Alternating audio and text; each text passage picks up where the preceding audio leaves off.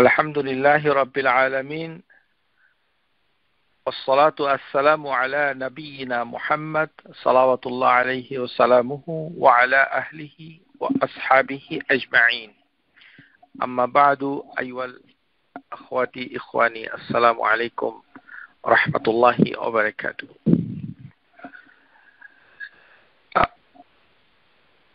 لا يجوز لأحد أن يدعي علم الغيب. It is not permissible for anyone claim that he has the knowledge of unseen. এটি কারোর জন্যই বৈধ নয় যে সে অদৃশ্যের ইলমুল গায়ব মানে হচ্ছে যে নলেজ অব আনসিন। এই শব্দটা আমাদের সমাজে শোনা যায়, কেননা আমাদের যে দেশে যারা মৌলানা মৌলবীরা রয়েছেন তারা এটা খুব বেশি বলেন যে গায়েব জেনে গেছে, গায়েব জানবে গায়েব। কিন্তু এটা বলতে কি বুঝায় এটা সম্পর্কে কারোর কোনো মাথা ব্যথা নাই। এটাই হচ্ছে আমাদের একটা সমস্যা, যে আমাদের দেশে কিছু কিছু কথা বলা হয় এটা সম্পর্কে এটা বলতে কি বুঝায় সেটা ধারণা নাই। যেমন শিরিক এমন একটা, যে যারা একেবারে জঘন্যতম শিরিক করছে তারাও বলছে শিরিক করা যাবে না, মানে কিন্তু কি বুঝায় এটা সম্পর্কে জ্ঞান নাই। তেমনি হচ্ছে গায়েব, গায়েব জানা যাবে না, গায়েব জানে গেছে ইত্যাদি। যে বলতেছে গায়েব জানা যাবে না সেও কিন্তু কিছুক্ষণ পরেই যে সকল বলবে এগুলি সব গায়েবেরই কথা। মূর্খতা আর পরাকাষ্ঠা, এটা বলাই বাহুল্য। এইভাবেই দেশটা চলছে, গায়েব। আর এই শব্দাবলী এটা বাংলাতে কোনো অনুবাদ হয়নি, অথচ এটা অনুবাদ হওয়া দরকার ছিল। গায়েব মানে আনসিন, অদৃশ্য, অদৃশ্যের ক্ষমতা, যেটা দেখা যায় না সেগুলো যে কিভাবে ঘটবে। যে আমাদের দেশে মানে একটা বন্যা হবে কিনা, ভূমিকম্প হবে কিনা, এগুলো যে বৈজ্ঞানিক প্রযুক্তির মাধ্যমে যেই সতর্কতা করে যেই প্রেডিকশন করা হয় সেগুলো গায়েব নয়। যেমন আল্ট্রাসাউন্ড করে মানে দেখা গেল যে বাচ্চাটা ছেলে হবে না মেয়ে হবে, তো সেটা তো গায়েব নয়, সেটা দেখা যাচ্ছে। অথবা সেলের ভিতরে যদি কোনো টেস্ট করে জানা যায় যে সেটা ছেলে না মেয়ে অথবা বাচ্চাটা হচ্ছে কিনা, সেটা গায়েব নয়। তো গায়েব মানে হলো যেটি হয়নি, এটা মানে আননোন, কেউ জানে না সেটা ঘটবে কিনা সে সম্পর্কে কথা বলাটা হচ্ছে গায়েব। আর কোরআন সুন্নাতে যে সকল জিনিস হাদিসের ভিতরে আসেনি সেগুলো গায়েবের অন্তর্ভুক্ত। গায়েব একটা ব্যাপক জিনিস, সেটা কেউ জানে না। আমি একটা উদাহরণ দিচ্ছি।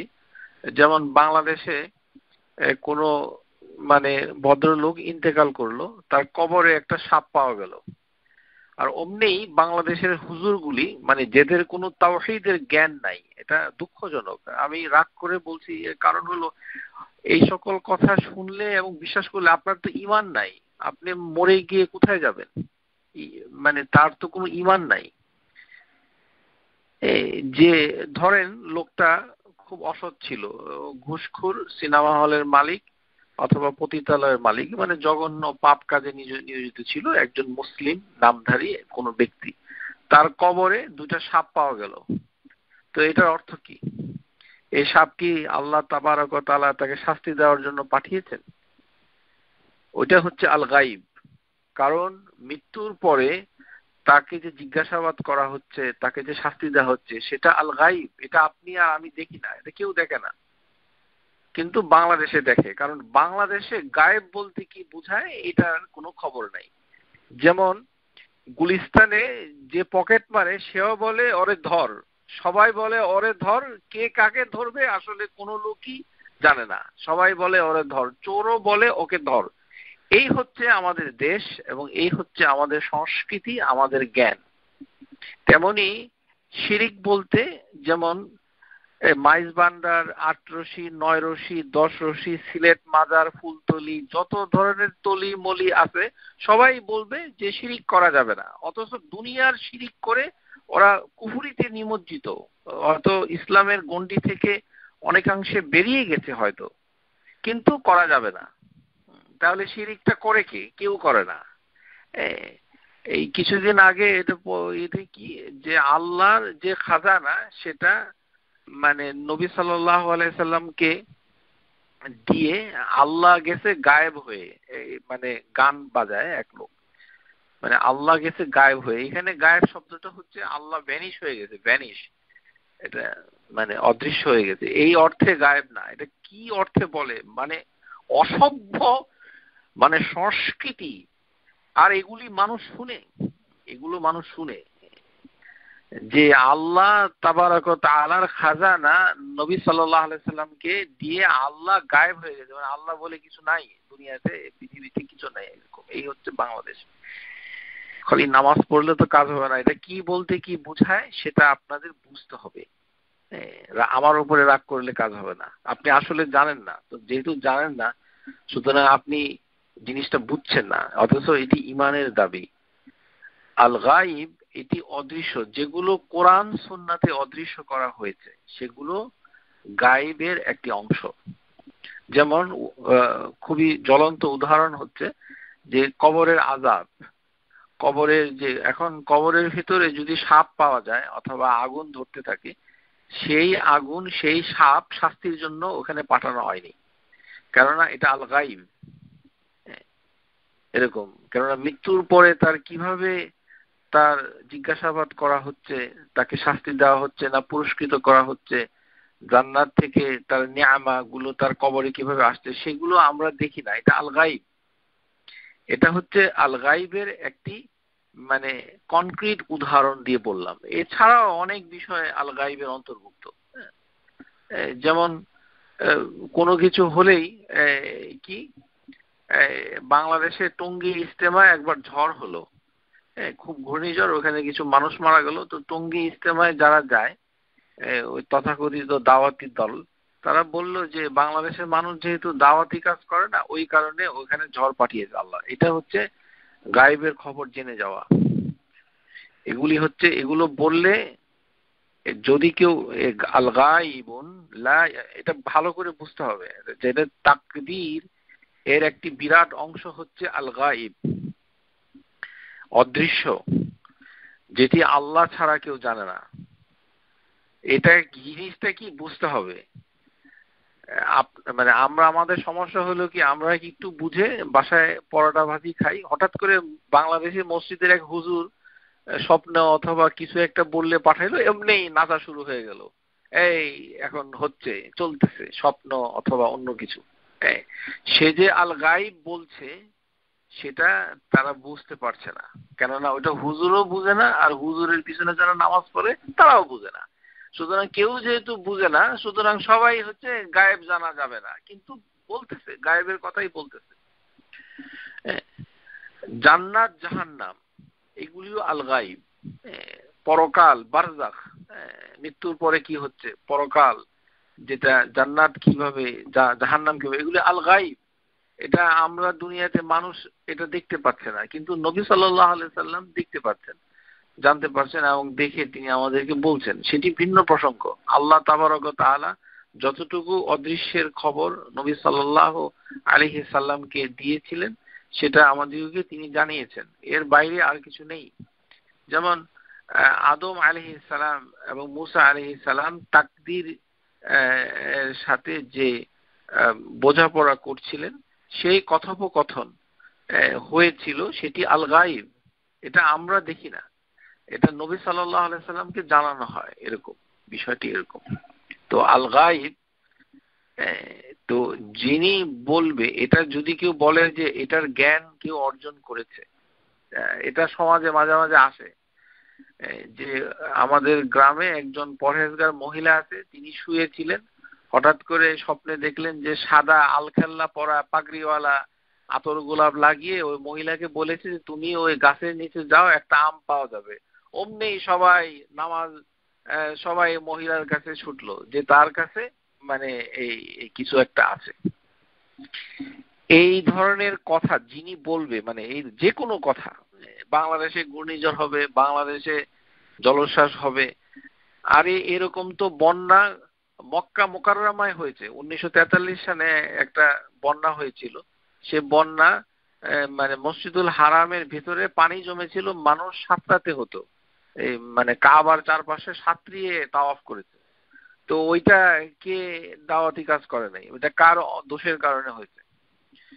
যে কোনো কিছু সমাজে, যেমন একজন ভদ্র মহিলা, এটা খুব গুরুত্বপূর্ণ উদাহরণ দিচ্ছি, মনে করেন একজন মুসলিমা বাংলাদেশি মহিলা, তিনি হয়তো কোনো কারণে ধর্মকর্ম করেন না, মানে পর্দা করেন না, অথবা আধুনিক জীবন যাপন করেন। হঠাৎ করে তার একটা অ্যাক্সিডেন্ট হলো, অথবা হঠাৎ করে তার একটা ক্ষতি হয়ে গেল, অথবা তার ডিভোর্স হয়ে গেল, অথবা তার শারীরিক কোনো ক্ষতি, অমনেই মানুষ শুরু করে দিবে এই তার বিরুদ্ধে, মানে এই কাজের কেন হলো এটা সম্পর্কে বলা। এটা হচ্ছে আল গাইব।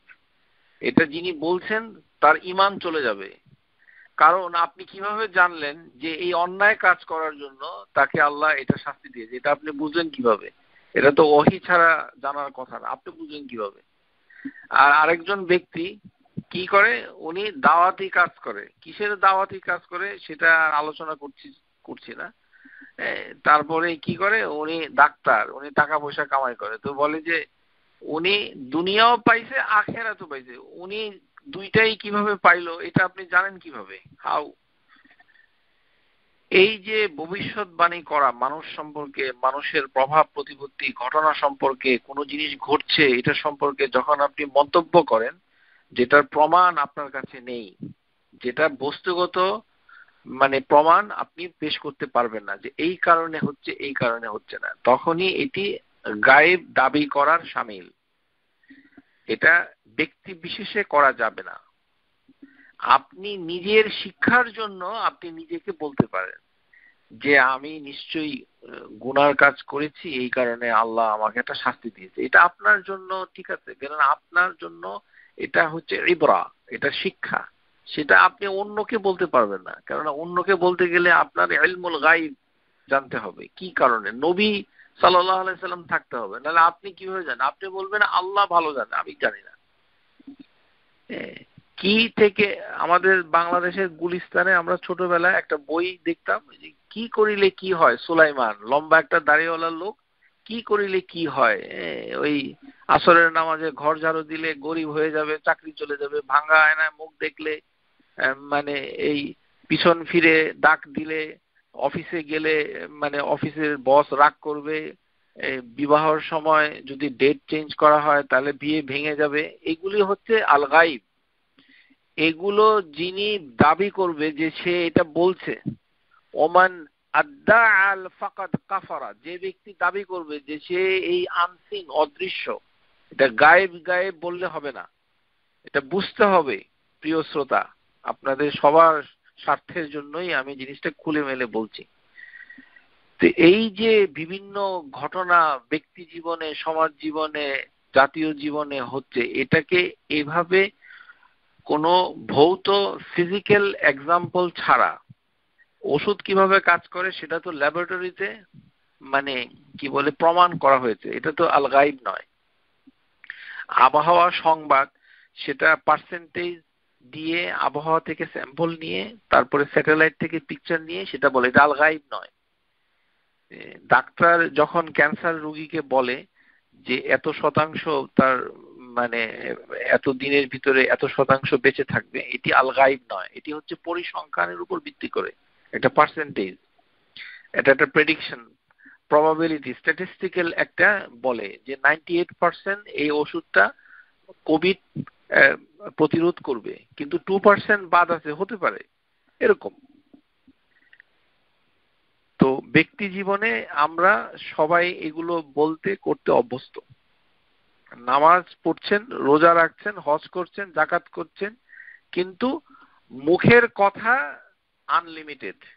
কেউ একজন ফোন করলো, ফোন করে বলল, ও আপনি আমাকে কল করেছেন, আপনি অনেক দিন বাঁচবেন। তো আপনি যে অনেকদিন বাঁচবেন এটা তো আল গাইব, এটা আপনি জানলেন কিভাবে?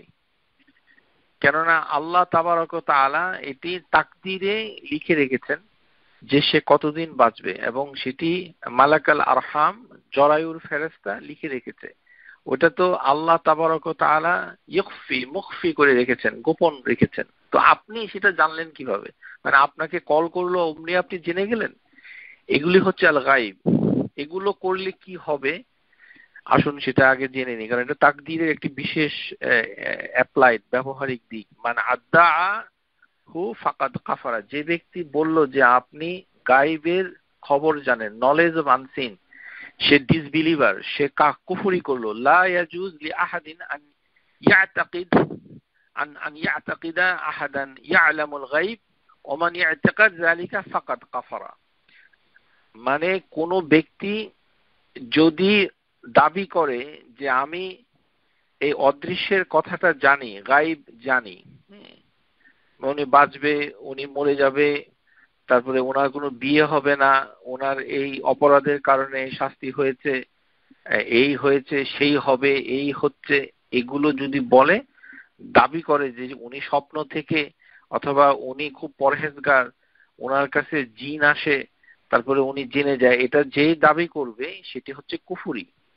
আর ওই লোক, ওই মহিলা অথবা ওই পুরুষ যে এটা করতে পারে সেইটাকে যে বিশ্বাস করবে, মানে মনে করেন আমি ডাক্তার তাহের, আমি যদি গায়েবের দাবি করি অদৃশ্য, তাহলে আমি কুফরি করলাম। আর আপনারা যারা শুনছেন তারা যদি এটাকে বিশ্বাস করেন যে হ্যাঁ ডাক্তার তাহের মানে এরকম উনি স্বপ্ন থেকে পাওয়া তদবিরের মাধ্যমে ভবিষ্যৎ বলে দিতে পারে, চাকরি হবে না, ছেলে হবে না, মেয়ে হবে না, এই মানে ভালো হবে না, মন্দ হবে, ইত্যাদি ইত্যাদি যা আছে আর কি, ভবিষ্যতে বাঁচবে না মরবে ইত্যাদি, তাহলে আপনারাও কুফরি করলেন, আপনারাও কাফের হয়ে যাবে। যে ব্যক্তি দাবি করবে সেটাও কাফের হয়ে যাবে, আর যিনি এটা বিশ্বাস করবে যে ওই ব্যক্তি এরকম ক্ষমতা রাখে সেও কাফের হয়ে যাবে। দুই রকমের। তার মানে এটি তাকদীরের একটি ব্যবহারিক দিক। এটার এই দিকটা হচ্ছে খুবই ভয়ঙ্কর, এটা আপনাকে জানতে হবে। এই জন্য আমাদের যা সংস্কৃতি, যে বাংলাদেশে এখানে ইউটিউব গুলো যদি দেখেন, দেখবেন যে ওই আল মাহদি আল মুনতাজর, আল মাহদি, যেকে আমাদের দেশে খুব পপুলারলি মানে ইমাম মাহাদি বলা হয়, আসলে হাদিসের বইগুলোতে আল মাহদি বলা হয়েছে। আচ্ছা যাই হোক, ইমাম মাহাদি বলছেন, অসুবিধা নেই, সম্মান করে বলছেন। কিন্তু উনি কবে আসবে, 2 বছর পরে আসবে নাকি 2019-এ আসবে, এগুলি হচ্ছে আল গাইব। যিনি বলছেন তিনি কুফরি করছেন, কেননা এটা জানলো কিভাবে সে? আরেকটা হচ্ছে যে এটা বিশ্বাস করছে সেও কুফরি করছে। এগুলি আল গাইব, এগুলো আনসিন, এটা তাকদীর। তাকদীরের প্রতি ঈমান আনতে হবে। যেটা যেটা আল্লাহ গোপন রেখেছে সেটা আল্লাহ ছাড়া আর কেউ জানে না। এটা আপনি আমি, এটা হুজুর বলতে পারবে না। কিয়ামত কবে হবে, এক্সাক্ট টাইম, লোকেশন কিভাবে হবে, আল মাহদি কোথায় এবং কিভাবে মানে কখন আসবে, এগুলো সময় স্থান নিরূপক, এগুলো আপনার আমার কাজ নয়, এটা আল গাইব। কেননা এটা ভবিষ্যতে ঘটবে, তো সেটা তো আমরা বলতে পারছি না, কারণ আমাদের কাছে ওহী আসে না। আমরা আল্লাহ তাবারক ওয়া তাআলার সাথে সরাসরি কোনো কমিউনিকেশন, যোগাযোগের আমাদের কোনো সিস্টেম নাই। তো এই কার আছে? বাংলাদেশি হুজুর যায়, উনি আবার সহি আকীদার হুজুর। হায় রে, সহি আকীদা, সহি আকীদা বোঝেন উনি? উনি তো কিছুই বোঝেন না। এগুলো মানুষ দেখে, আর এগুলো একজন আরেকজনকে, এগুলো যদি বিশ্বাস করে কেউ যে উনি এটা জানেন যে কবে আল মাহাদি আসবে, কবে কিয়ামত হবে, কবে ধ্বংস হবে, কবে আমেরিকা বাংলাদেশ এসা মানে ধ্বংস করে সমুদ্রের নিচে তলিয়ে দিবে, এগুলো যদি অদৃশ্য থেকে বলে তখন এটা গায়েব হবে। আর যদি ভৌগোলিক কোনো পরিসংখ্যান দিয়ে বলে তাহলে হবে এটা একটা প্রেডিকশন, ভবিষ্যৎবাণী করছে, বিজ্ঞান ভিত্তিক প্রেডিকশন। সেটা ভিন্ন, সেটা গায়েব নয়, কেননা সেটা ক্যালকুলেশনের উপরে বসে করছে। যদি হিসাববিহীন ভাবে, যেটা আমরা সাধারণ মানুষ বিজ্ঞান ভিত্তিক কোনো পর্যালোচনা ছাড়া, বিজ্ঞান ভিত্তিক কোনো পদ্ধতি, স্ট্যাটিস্টিক্স, পরিসংখ্যান অথবা বিজ্ঞানাগারে প্রমাণিত কোনো পদ্ধতি ছাড়া যদি কোনো মানুষ কোনো কিছু হয়ে যায় এরকম দাবি করে অথবা হবে, সবই হচ্ছে আল গাইব। এগুলো বিশ্বাস করলে আপনি কাফের হয়ে যাবেন, অর্থাৎ আপনার ঈমান চলে যাবে, ফাকাত কাফারা। আর যিনি করছেন তাকেও বিশ্বাস করলে আপনি কাফের হয়ে যাবেন। সুতরাং কিন্তু এটা চলছে, কেননা এটা আমাদের খুব খুব জনপ্রিয় একটা বিষয়। নামাজের কোনো খবর নাই, কিভাবে সহিভাবে নামাজ পড়তে হবে সেগুলোর কোনো জ্ঞান নাই। তারপরে তাওহীদ কিভাবে করতে হয়, শিরিক কিভাবে হয় সেটার কোনো খবর নাই, জানেও না কিছু। শুদ্ধভাবে কোনো দোয়া সেটা মানে কোথায় কিভাবে পড়তে হয় নামাজের ভিতরে, যেগুলো আল্লাহর অন্যতম একটা ইবাদাত, হাজ ওমরা কিভাবে করতে হয়, এগুলো আল্লাহ নৈকট্য হাসিল করার জন্য যে ইবাদত গুলো আছে তার কোনো প্রয়োজনীয় জ্ঞান নাই। তিনি আছেন যে এই মানে এই আল মাহাদি কবে আসবে, আর কিয়ামত কবে হবে, আর আসতেছে আরেকটা গ্রহ এসে ধাক্কা দিবে বাংলাদেশকে, তারপরে কিয়ামত হয়ে যাবে, তারপরে এই হবে সেই হবে। এগুলি হচ্ছে আল গাইব। এগুলো বিশ্বাস করা, বলা কোনোটাই বৈধ নয়। ওয়াকাদ আখবার আল্লাহু তাআলা আন্না নবী সাল্লাল্লাহু আলাইহি ওয়াসাল্লাম লা ইয়ালামুল গায়ব। আল্লাহ তাবারক ওয়া তাআলা বলেছেন যে নবী সাল্লাল্লাহু আলাইহি ওয়াসাল্লামেরও এই এই গায়ব, এই অদৃশ্যের কোনো জ্ঞান তার ছিল না। No knowledge of unseen. ওয়া আখবার আল জিন্নি লা ইয়ালামুল গায়ব, এবং জিন তারও এই অদৃশ্যের জ্ঞান নাই, যেটা আমাদের দেশে খুব পপুলার। যে আমি তো চাকরির ইন্টারভিউ দিয়েছি, তো চাকরিটা হবে কিনা তো কে বলতে পারে? তো মসজিদের ইমাম সাহেব, উনি নাকি জিন পালে। হ্যাঁ, বাংলাদেশে বিভিন্ন জিনিসপত্র পালে, সাপ, বিচ্ছু, কুমির, এগুলো পালে। এগুলো কিন্তু হালাল না। যে সকল প্রাণী হালাল নয় সেগুলো পালন করাও হারাম, আপনি পালতে পারবেন না। যে কুমির, কারণ এগুলো মানুষের মালিকানায় থাকতে পারবে না। রাষ্ট্র যদি কিছু করে তাহলে এটা ভিন্ন। মানুষ সাপ পালতে পারে না। মুসলমান সাপ, বিচ্ছু, কুমির এগুলো পালতে পারে না, কেননা এগুলো বৈধ নয়। যাই হোক, মানে এই ধরনের কাজ তা আবার জিন পালে, এটা একটা অদ্ভুত। ছোটবেলা থেকে আমরা শুনে আসছি যে জিন পালে, এরকম কোন কোরআন হাদিসে কোন সাহাবী এগুলি জিন পালতো?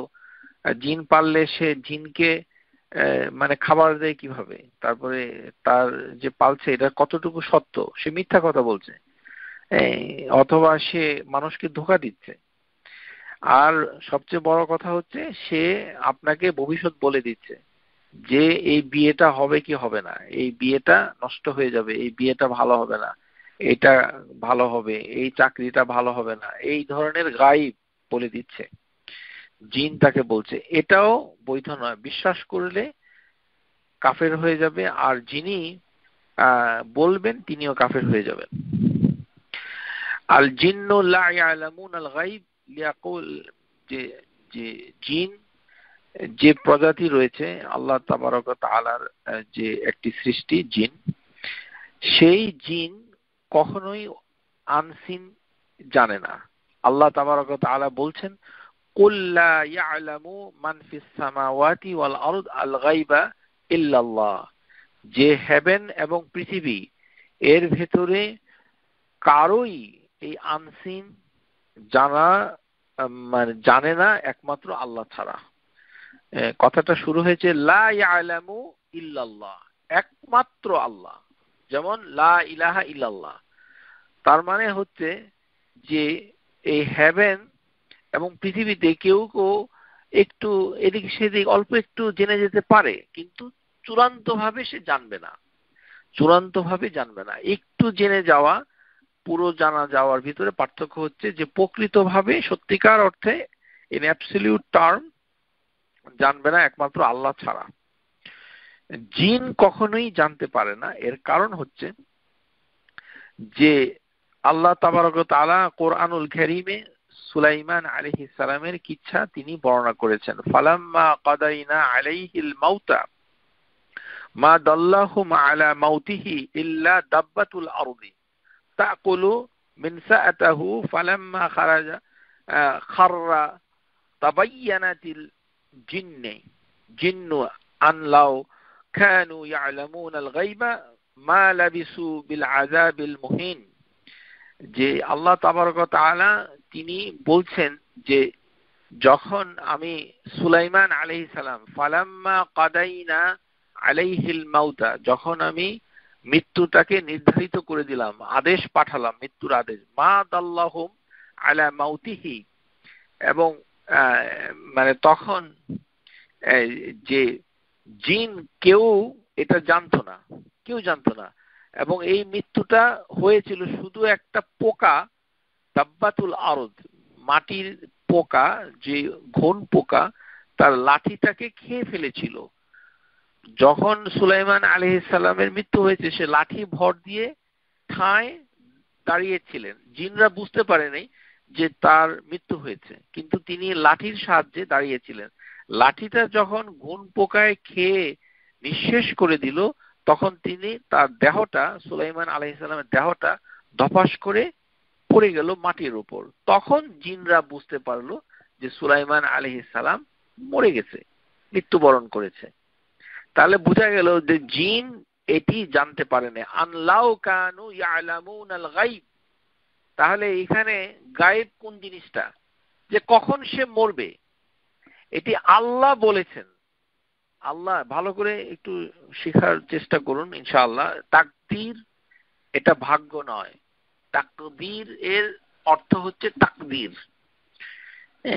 যেমন টেলিভিশনের কোনো বাংলা নাই এরকম, এখন শিখতে হবে, ভাগ্য না, তাকদীর। এর একটা পার্ট হচ্ছে আল গায়ব, যেটি আল্লাহ গোপন করেছে, কেউ জানে না একমাত্র আল্লাহ ছাড়া। এর ভিতরে একটা হচ্ছে যে কখন তার মৃত্যু হবে, কিংবা কোথায় তার মৃত্যু হবে, বিআইয়ি আরদিন তামুত, পৃথিবীর কোন জায়গায় তার মৃত্যু হবে, কখন হবে।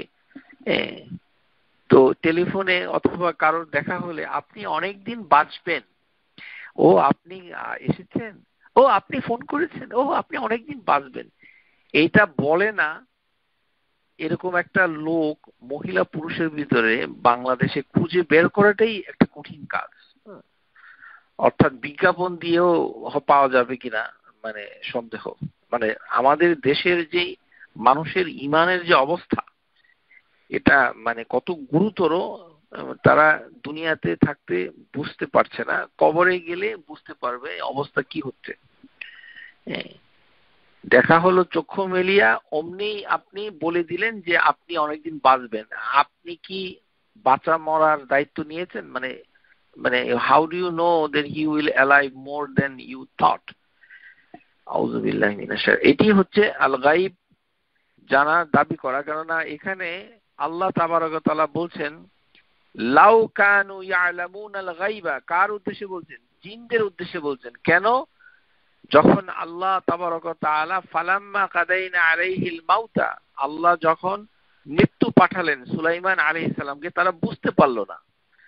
যখন তার লাঠিটা নষ্ট হয়ে গেল, ফালাম্মা খাররা, তিনি যখন পড়ে গেলেন, লাঠি নষ্ট হয়ে ভর সামলাতে না পেরে তার দেহটা যখন নিষ্প্রাণ দেহটা যখন পড়ে গেল,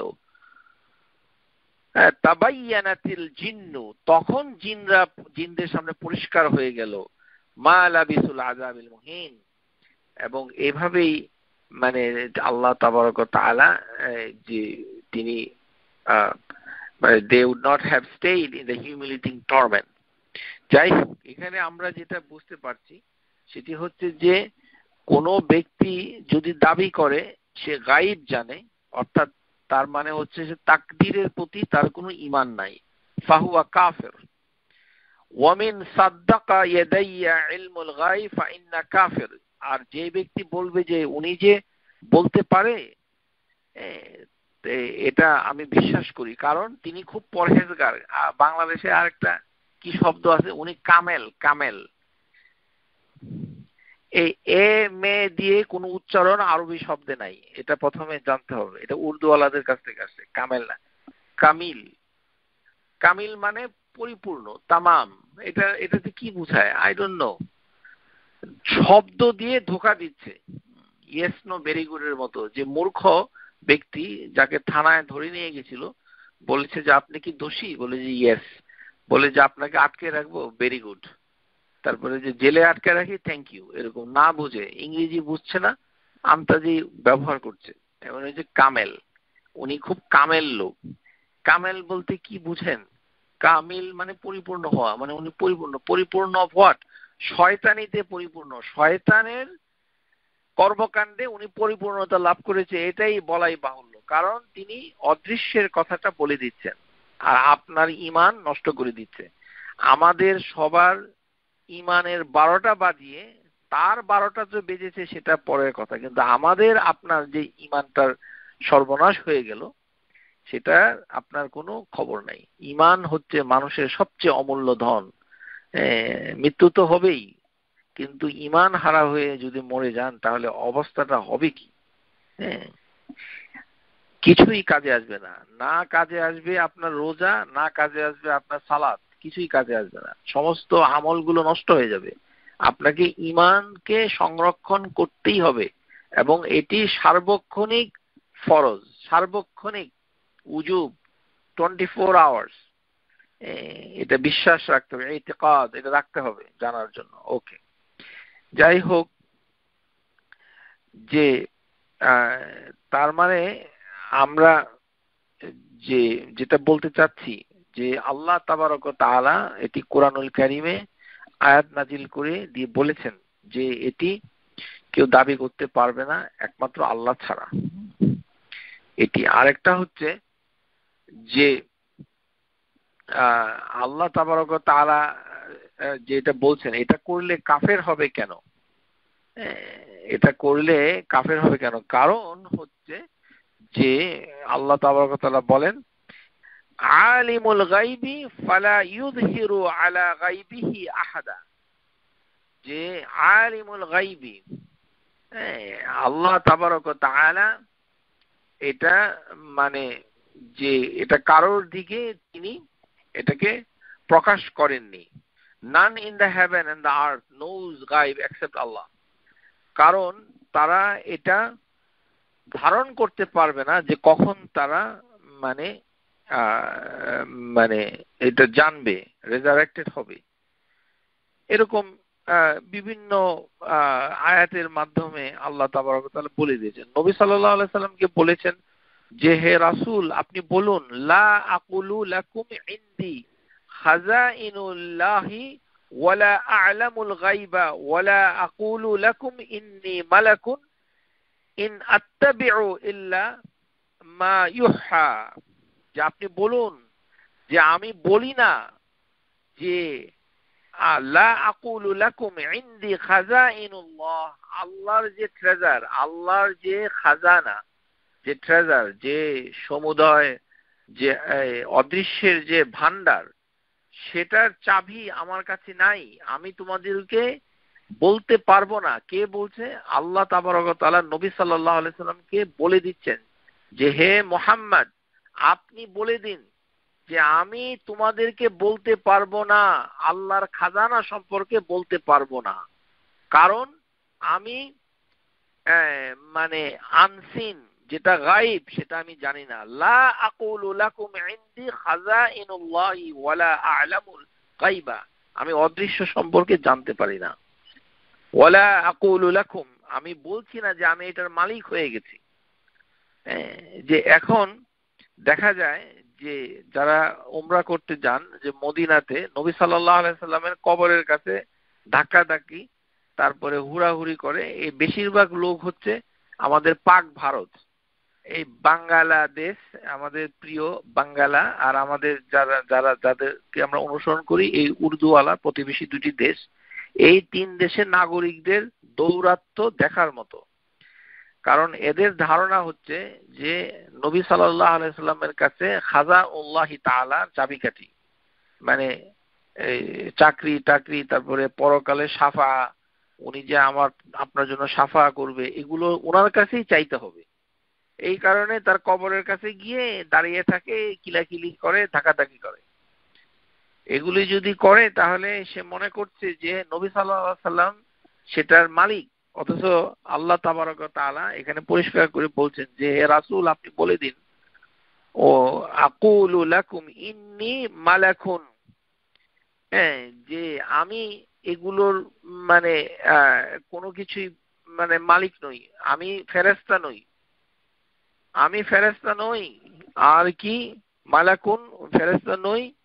খাজাইনুল্লাহ, আল্লাহর যে গোপন ভান্ডার সেটা সম্পর্কে আমি কিছুই জানি না। ওয়ালা আ'লামুল গায়বা, কারণ শাফা, নবী সাল্লাল্লাহু আলাইহি সাল্লাম আমাকে চিহ্নিত করে করবেন কিনা এটি আল গায়ব। এটা এই মাহশার মানে হিসাবের কিয়ামতের দিনে সেটা জানা যাবে, যে নবী সাল্লাল্লাহু আলাইহি সাল্লাম যখন করবেন তখন মানুষ দেখতে পারবে, কিন্তু এর আগে এটা দেখতে পারবে না। আমাদের দেশে যে এই চরমোনাই আর সরসিনা, এই যে কি আবার নাম লাগানো হয়েছে কি হাক্কানি পীর, হাক্কানি আবার পীর আবার হাক্কানি, হোয়াট ইজ দিস? পীর শব্দ আরবি না, হাক্কানি শব্দটা আরবি, মানে সত্যিকারের পীর আর কি। মানে সে, তার এত লোক সংখ্যা বেশি কেন অনুসারী? কারণ তাদের ধারণা যে উনি তাদের জন্য সাফা করবে। আরে ওর সাফা করবে কে, তার খবর নাই। এগুলি হচ্ছে আল গাইব, এটা হচ্ছে আল গাইব। এটা সাফা কে কিভাবে করবে সেটা দুনিয়া থেকে মানুষ জানতে পারে না এবং ওই তার কাছে চাইতে পারে না, এমনকি নবী সাল্লাল্লাহু আলাইহি সাল্লামের কাছে চাইতে পারে না। নবী সাল্লাল্লাহু আলাইহি সাল্লামের যখন জীবিত ছিল তখন তার কাছে মানে যদি কেউ বলতো যে ইয়া রাসূলুল্লাহ আপনি যেন আমাকে সাফা করেন, সেই দোয়াটা আপনি আল্লাহর কাছে করেন, সেরকম দরখাস্ত পেশ করাটা বৈধ ছিল যখন তিনি জীবিত ছিলেন। কারণ সাফা জন্য দোয়া চাওয়াটা এটাও একটা দোয়ার মতো, যে আপনি আমার জন্য দোয়া করুন যেন আল্লাহ আপনাকে তৌফিক দান করে যে আপনি আমার জন্য সাফা করবেন। রাসূলুল্লাহ সাল্লাল্লাহু আলাইহি সাল্লাম অবশ্যই উম্মতের কবিরা গুনাহ যারা করেছে তাদের জন্য সাফা করবে, কিন্তু সেই ব্যক্তি কে সেটাকে চিহ্নিত করা যায় না, কারণ এটি হচ্ছে আল গাইব। নির্ধারিত করে দেওয়াটা হচ্ছে গাইব, জেনে যাওয়া। এইভাবে বুঝতে হবে, স্পেসিফিক করে জিনিসটা বলা যাবে না। মানে সাধারণভাবে আপনি বলতে পারবেন যে মুসল্লিরা একে অপরকে সাফা করবে, নবী সাল্লাল্লাহু আলাইহি সাল্লাম ইমানদারদের জন্য সাফা করবে, মানে এইভাবে ইত্যাদি ইত্যাদি। কিন্তু নির্দিষ্ট করে বলা যাবে না যে আপনার স্বামী খুব পরহেজগার আর আপনি মানে ঠনঠনা ঠন, তো আমার কোনো চিন্তা নাই, তুমি আমাকে কেমন সাফা করে দিও, হ্যাঁ আমি রুটি বানাচ্ছি আর পেঁয়াজু ভাজছি। হ্যাঁ, আর স্ত্রী বলছে, আবার স্বামীকে বলছে, এটা হাসি তামাশা, আউযু বিল্লাহি মিনাশ শাইতানির রাজিম। এগুলি পুরোটি হচ্ছে আল গাইব। এভাবে কথাবার্তা যদি কেউ বলে তাহলে এটা ভয়ঙ্কর আকার ধারণ করবে। যদি কথার ছলে বলে তখন তো এটা কবিরা গুনাহ হবে, আর যদি বিশ্বাস করে মান আদিয়াহু ফাকাদ কাফারা, সে কুফরি করলো। আর যে সে যদি অন্যকে যদি মনে করে সে এটা ক্ষমতা রাখে তাহলে সেও কুফরি করলো, অর্থাৎ ঈমান থেকে সে বের হয়ে গেল। অর্থাৎ এটা জানা যাবে না। তাহলে মানুষ আসলে কিভাবে এই আল গাইবের কিছু জিনিস জেনে থাকে? এটা কেননা যে সকল বিষয়গুলো অতি গোপনীয়, জনসাধারণের জানার কোনো উপায় নাই, অ্যাক্সেসিবিলিটি নাই, সেগুলি আসলে মানে আল্লাহ তাবারক ওয়া তাআলা হেভেনে এটা আদেশ করেন। তাহলে আল্লাহ তাবারক ওয়া তাআলা কোথায় আদেশ করেন? হেভেন। প্রিয় শ্রোতা, হেভেন মানে হেভেন, এটার কোনো বাংলা নাই। আসমান কোনো হেভেন না, আকাশ আসমান এগুলো হেভেন না। হেভেনের কোনো বাংলা নাই, যেমন টেলিভিশনের কোনো বাংলা নাই। তো ওই হেভেনের ভিতরে আল্লাহ তাবারক ওয়া তাআলা প্রথমে যে কোনো বিষয়, মনে করেন আপনার ছেলের বিয়ে হবে, কথার কথা, অথবা আপনার মানে গাড়িটা, আপনি একটা সুন্দর গাড়ি কিনতে পারবেন অথবা মেয়েকে বিয়ে দিতে পারবেন, যে কোনো একটা মারাত্মক জিনিস, তো একটা বিষয় যেটা চরম পরম আকাঙ্ক্ষিত অথবা দুর্ঘটনা যেটাই বলুন না কেন, তো সেগুলো যখন উপর থেকে মানে এই ইনফরমেশনটা প্রসেস হয়ে নিচের দিকে আসতে থাকে। তো এই আদেশটা আল্লাহ কোথায় করেন? হেভেনের ভিতরে করেন। হেভেনের ভিতরে যখনই আল্লাহ আদেশ করেন, তার আদেশটা ট্রান্সমিশন হয় একটা শব্দের মাধ্যমে। এটা একটা ভালো হাদিস, এটা বুখারীর হাদিস, কিন্তু মানে আমি এখানে কোনো কাহিনী বলছি না। আল বুখারী হাদিস নাম্বার 4701, আল মুসলিম 2228, عن أبي هريرة رضي الله عنه أن النبي صلى الله عليه وسلم قال إذا قضى الله الأمر في السماء ضربت الملائكة بأجنحتها خضعانا لقوله كسلسلة على صفوان। যে আল্লাহ তাবারক ওয়া তাআলা যখন কোনো বিষয়ের আদেশ করেন, অর্থাৎ কাদা করেন, এটা তাকদীর, মানে গুরুত্বপূর্ণ জিনিসগুলো, মানে সবকিছুই মানে গুরুত্বপূর্ণ, যে জিনিসটা জানতে মানুষ আগ্রহী, সেটা যেটা আল্লাহ তাবারক ওয়া তাআলা জানেন, এটাকে যখন ঘটতে যাচ্ছে তখন আল্লাহ আদেশ করেন কোথায়? হেভেনে। আর আল্লাহ তাবারক ওয়া তাআলা আছেন কোথায়? ফাওকাল আরশ, আরশের উপরে, মানে সিংহাসনের উপরে। আল্লাহ তাবারক ওয়া তাআলা তার সিংহাসনের উপরে আছেন, অধিষ্ঠিত আছেন, ইস্তাওয়া হয়েছেন, মুস্তাওয়া হয়েছেন, ওখানে সুপ্রতিষ্ঠিত হয়েছেন। তাহলে ওখান থেকে আল্লাহ হেভেনের ভিতরে একটা বিষয়কে আদেশ যখন করেন, এই আদেশটা আসার সাথে সাথে ফেরেশতারা তাদের ডানা ঝাপটাতে থাকে, মানে তাদের ডানাটা কাঁপতে থাকে। ওয়াদারাবাতাল মালাইকাতু বিআজনিহাতিহা খুদুআন, ভয়ে। আল্লাহর একটা আদেশ পৌঁছার সাথে সাথে ফেরেশতাদের ডানাটা মানে আত্মসমর্পণের ভঙ্গিতে কাঁপতে থাকে। আমরা বলি না যে আপনি যদি বাসার কাজের লোককে একটা আদেশ করেন, তাহলে এই আদেশটা যদি মিলিটারির মতো হয়, তাহলে বাসার সে কাজের লোকটা কি করবে? মানে বিনয়ের সাথে কাঁপতে থাকবে, কাজ তো করবেই, আদেশটা আসার সাথে সাথে মানে বিনয়, ভয়ে, বিনম্রতায় সে কাঁপতে থাকবে। তেমনি এই জিনিসটা হচ্ছে যে আল্লাহর আদেশটা যখন হেভেনে আসে, তখন ফেরেশতাদের ডানাগুলো মানে আত্মসমর্পণের ভঙ্গিতে কাঁপতে থাকে, এবং তাতে এক ধরনের শব্দের উৎপত্তি হয়। এই শব্দটা শুনতে কেমন? কাসিলসিলাতি আলা সাফওয়ান, যেমন পাথরের উপরে শিকল দিয়ে আঘাত করলে যে শব্দটা ঝনঝন একটা শব্দ হয়, মানে এটা সাউন্ড হচ্ছে, ক্রিয়েট। ইয়ানফাযুহুম যালিকা ফাইযা ফুযিআ আন কুলুবিহিম, এবং তাদেরকে ফেরেশতাদের অন্তর এমন ভয় পায়, যেমন তার মানে অন্তর ভ্যানিশ হয়ে যাবে, অদৃশ্য হয়ে যাবে, মানে এত ভয় পায় মানে এই আদেশের সাথে সাথে, এবং তাদের অন্তরগুলো শুকিয়ে যায়, মানে একেবারে মানে অন্তরের ভিতরে অন্তরটা হারিয়ে যাওয়ার উপক্রম হয়। ক্বালু মা হাযা, তখন ফেরেশতারা বলতে থাকে যে এটা কি বলা হলো আদেশটা। তখন একে আরেকজনকে বলে, ক্বালা রাব্বুকুম, এটি তোমাদের রব বলেছেন। ক্বালু লিল্লাযী ক্বালাল হক, তিনি সত্যই বলেছেন। ওয়াল আলিউল কাবীর, কারণ তিনি হচ্ছেন সবার উপরে, সবচেয়ে উপরে। আলিউন, আল্লাহ হচ্ছেন কি? আল আলিয়ু, সবকিছুর উপরে। তাহলে সবচেয়ে উপরে কোনটা? আল আরশ, সিংহাসন, আল্লাহ সিংহাসন, তার উপরে হচ্ছেন আল্লাহ। আল আলিয়ু, আল আলিয়ু আল কাবীর, তিনি হচ্ছেন সবচেয়ে বড় এবং সবচেয়ে সর্বোন্নত, উপরে। তাহলে এখান থেকে এটা আসছে। তখন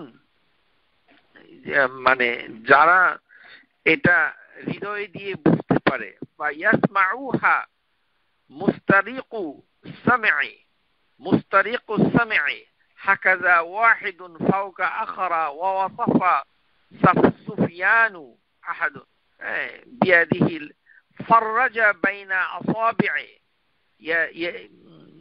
ইয়াদিহি, মানে এই যে ফেরেশতারা শুনতে থাকে, তারপরে ফেরেশতারা এভাবে শুনতে থাকে।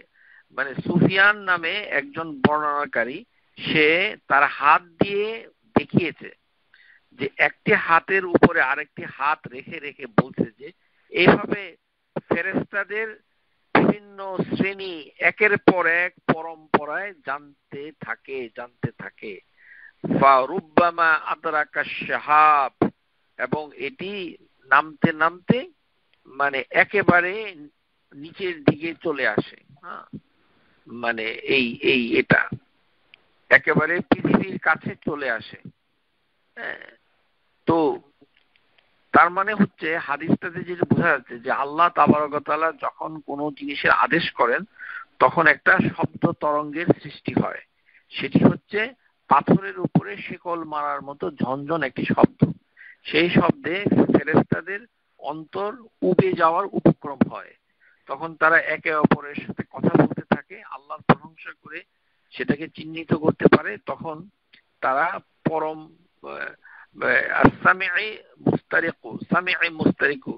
মানে একজন জানবে, তারপরে উপরে যিনি জানবে, তারপরে জানবে, তারপরে জানবে, এইভাবে একের পর এক পরম্পরায় ফেরেশতারা শুনতে শুনতে এটা নিচের দিকে যেতে থাকে।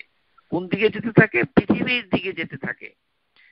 এইভাবে তাহলে সারি ফেরেশতাদের স্তর অতিক্রম করে সেই শব্দটা একেবারে পৃথিবীর দিকে আসতে থাকে, এই শব্দের সঞ্চালনটা আসতে থাকে।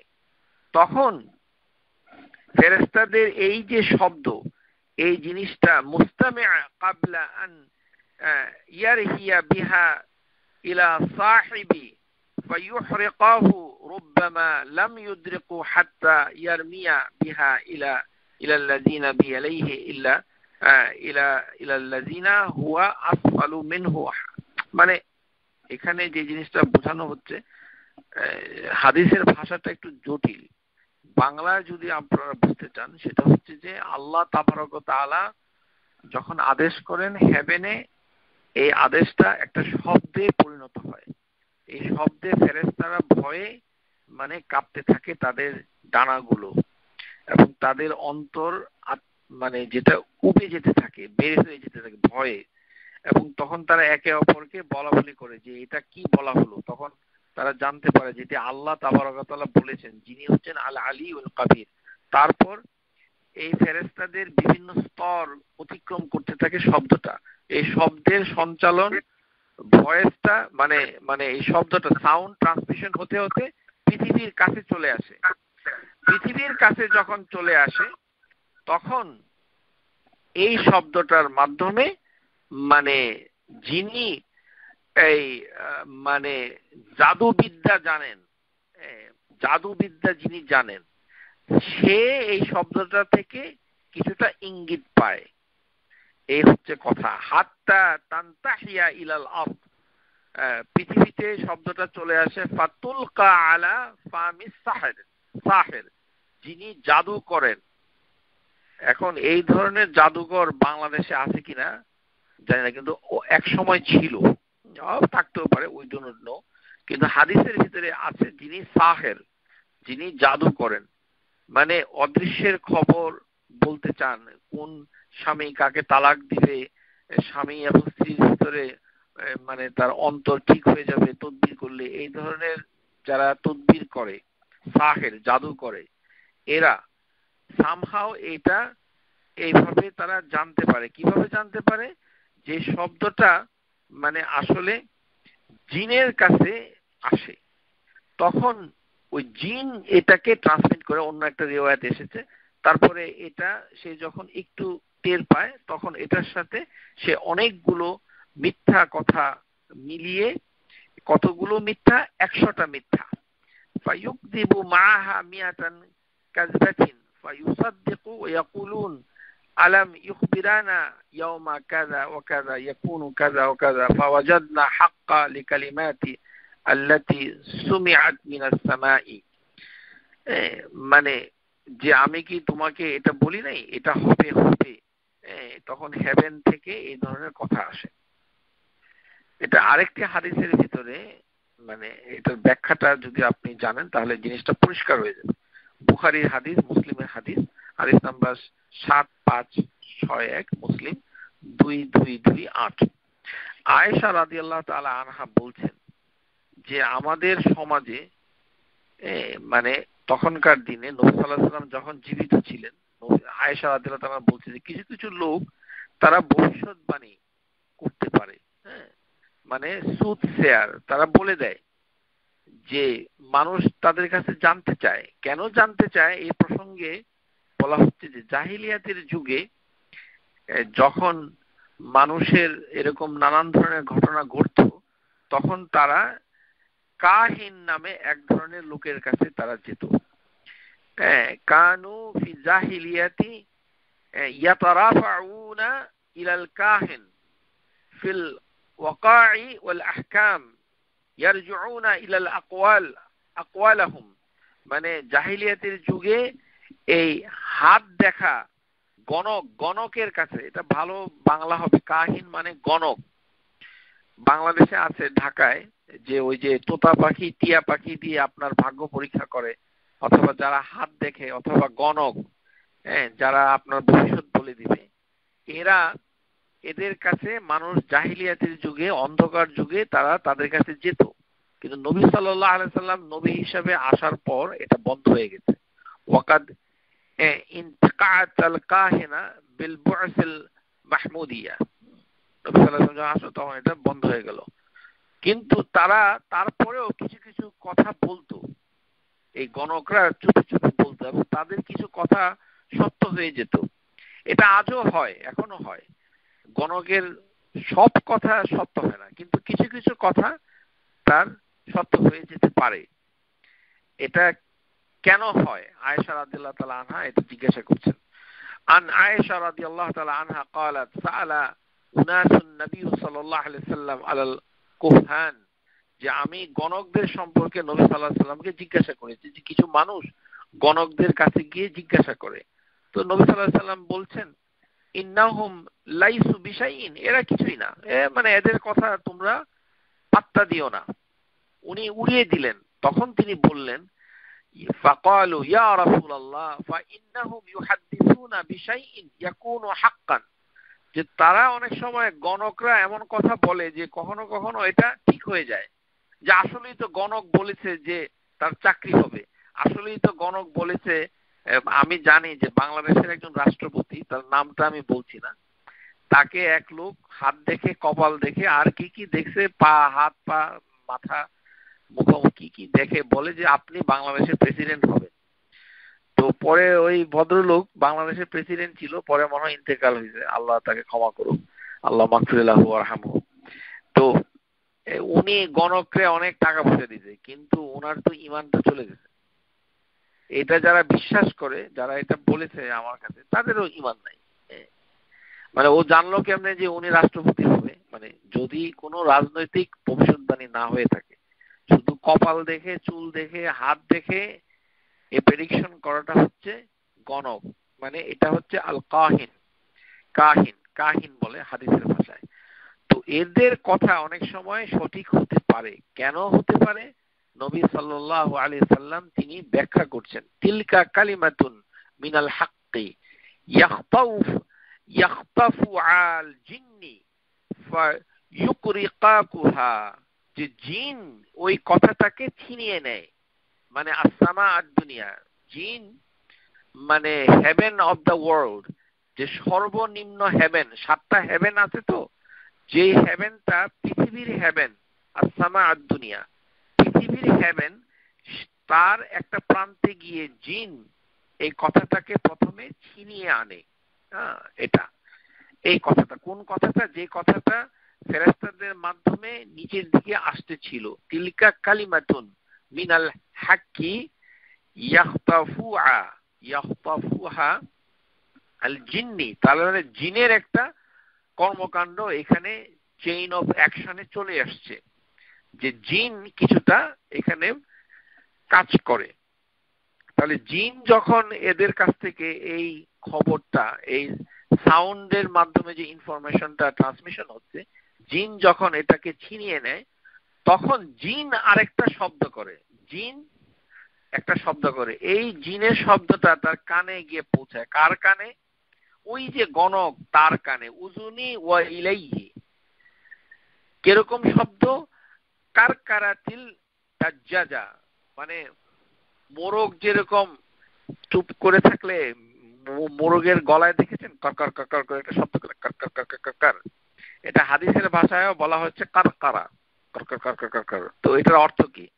মোরগ যে আমাদের এরকম শব্দ করছে, এটা কি আমরা আপনি বুঝি না, কিন্তু এই কারকার কারকার কারকারাতিল দাজাজা, কারকারাতিল দাজাজা, এই শব্দটা তৈরি করে কে করে? জিন। এরকম একটা শব্দ করে, মুরগি এটা করছে না, কিন্তু আবার ভুল বুঝবেন না। মানে মুরগি শব্দটার মতো এরকম একটা সাদৃশ্যপূর্ণ শব্দ জিন সৃষ্টি করে, এবং সেই শব্দ থেকে ওই গণক আঁচ করতে পারে, এবং তার সাথে ইয়াখতালিতু ইয়াখলিতুনা ফিহি আকসারা মিন নিয়াতি কাযবা, এবং মানে 100টার বেশি, অর্থাৎ অসংখ্য মিথ্যা কথা সেটার সাথে মিশিয়ে সে বর্ণনা করে। এই জন্য কিছু কিছু ঘটে যায়, কিছু কিছু ঘটে না। আমাদের পার্শ্ববর্তী দেশ হিন্দুদের ভিতরে এটা বিশেষভাবে প্রচলিত আছে। এটা আমাদের মুসলমানদের ভিতরে আছে। বিশেষ করে বাংলাদেশে বিয়ে তারিখ নির্ধারণ যখন হয়, যে বিয়ে কবে হবে, এখন অনেকটা কমে গেছে। আগে হিন্দুদের মতো বাংলাদেশের বিয়ে যেটা হয়, এটার ভিতরে অধিকাংশ কর্মকাণ্ড হচ্ছে হিন্দু, মুসলমান নামধারী, কিন্তু আসলে হিন্দু আচার অনুষ্ঠান। এটা ইসলামের কিছুই নাই, দু একটা জিনিস ছাড়া। এটা গর্ব করার কিছু নাই। এই দেশকে নিয়ে কিসের গর্ব?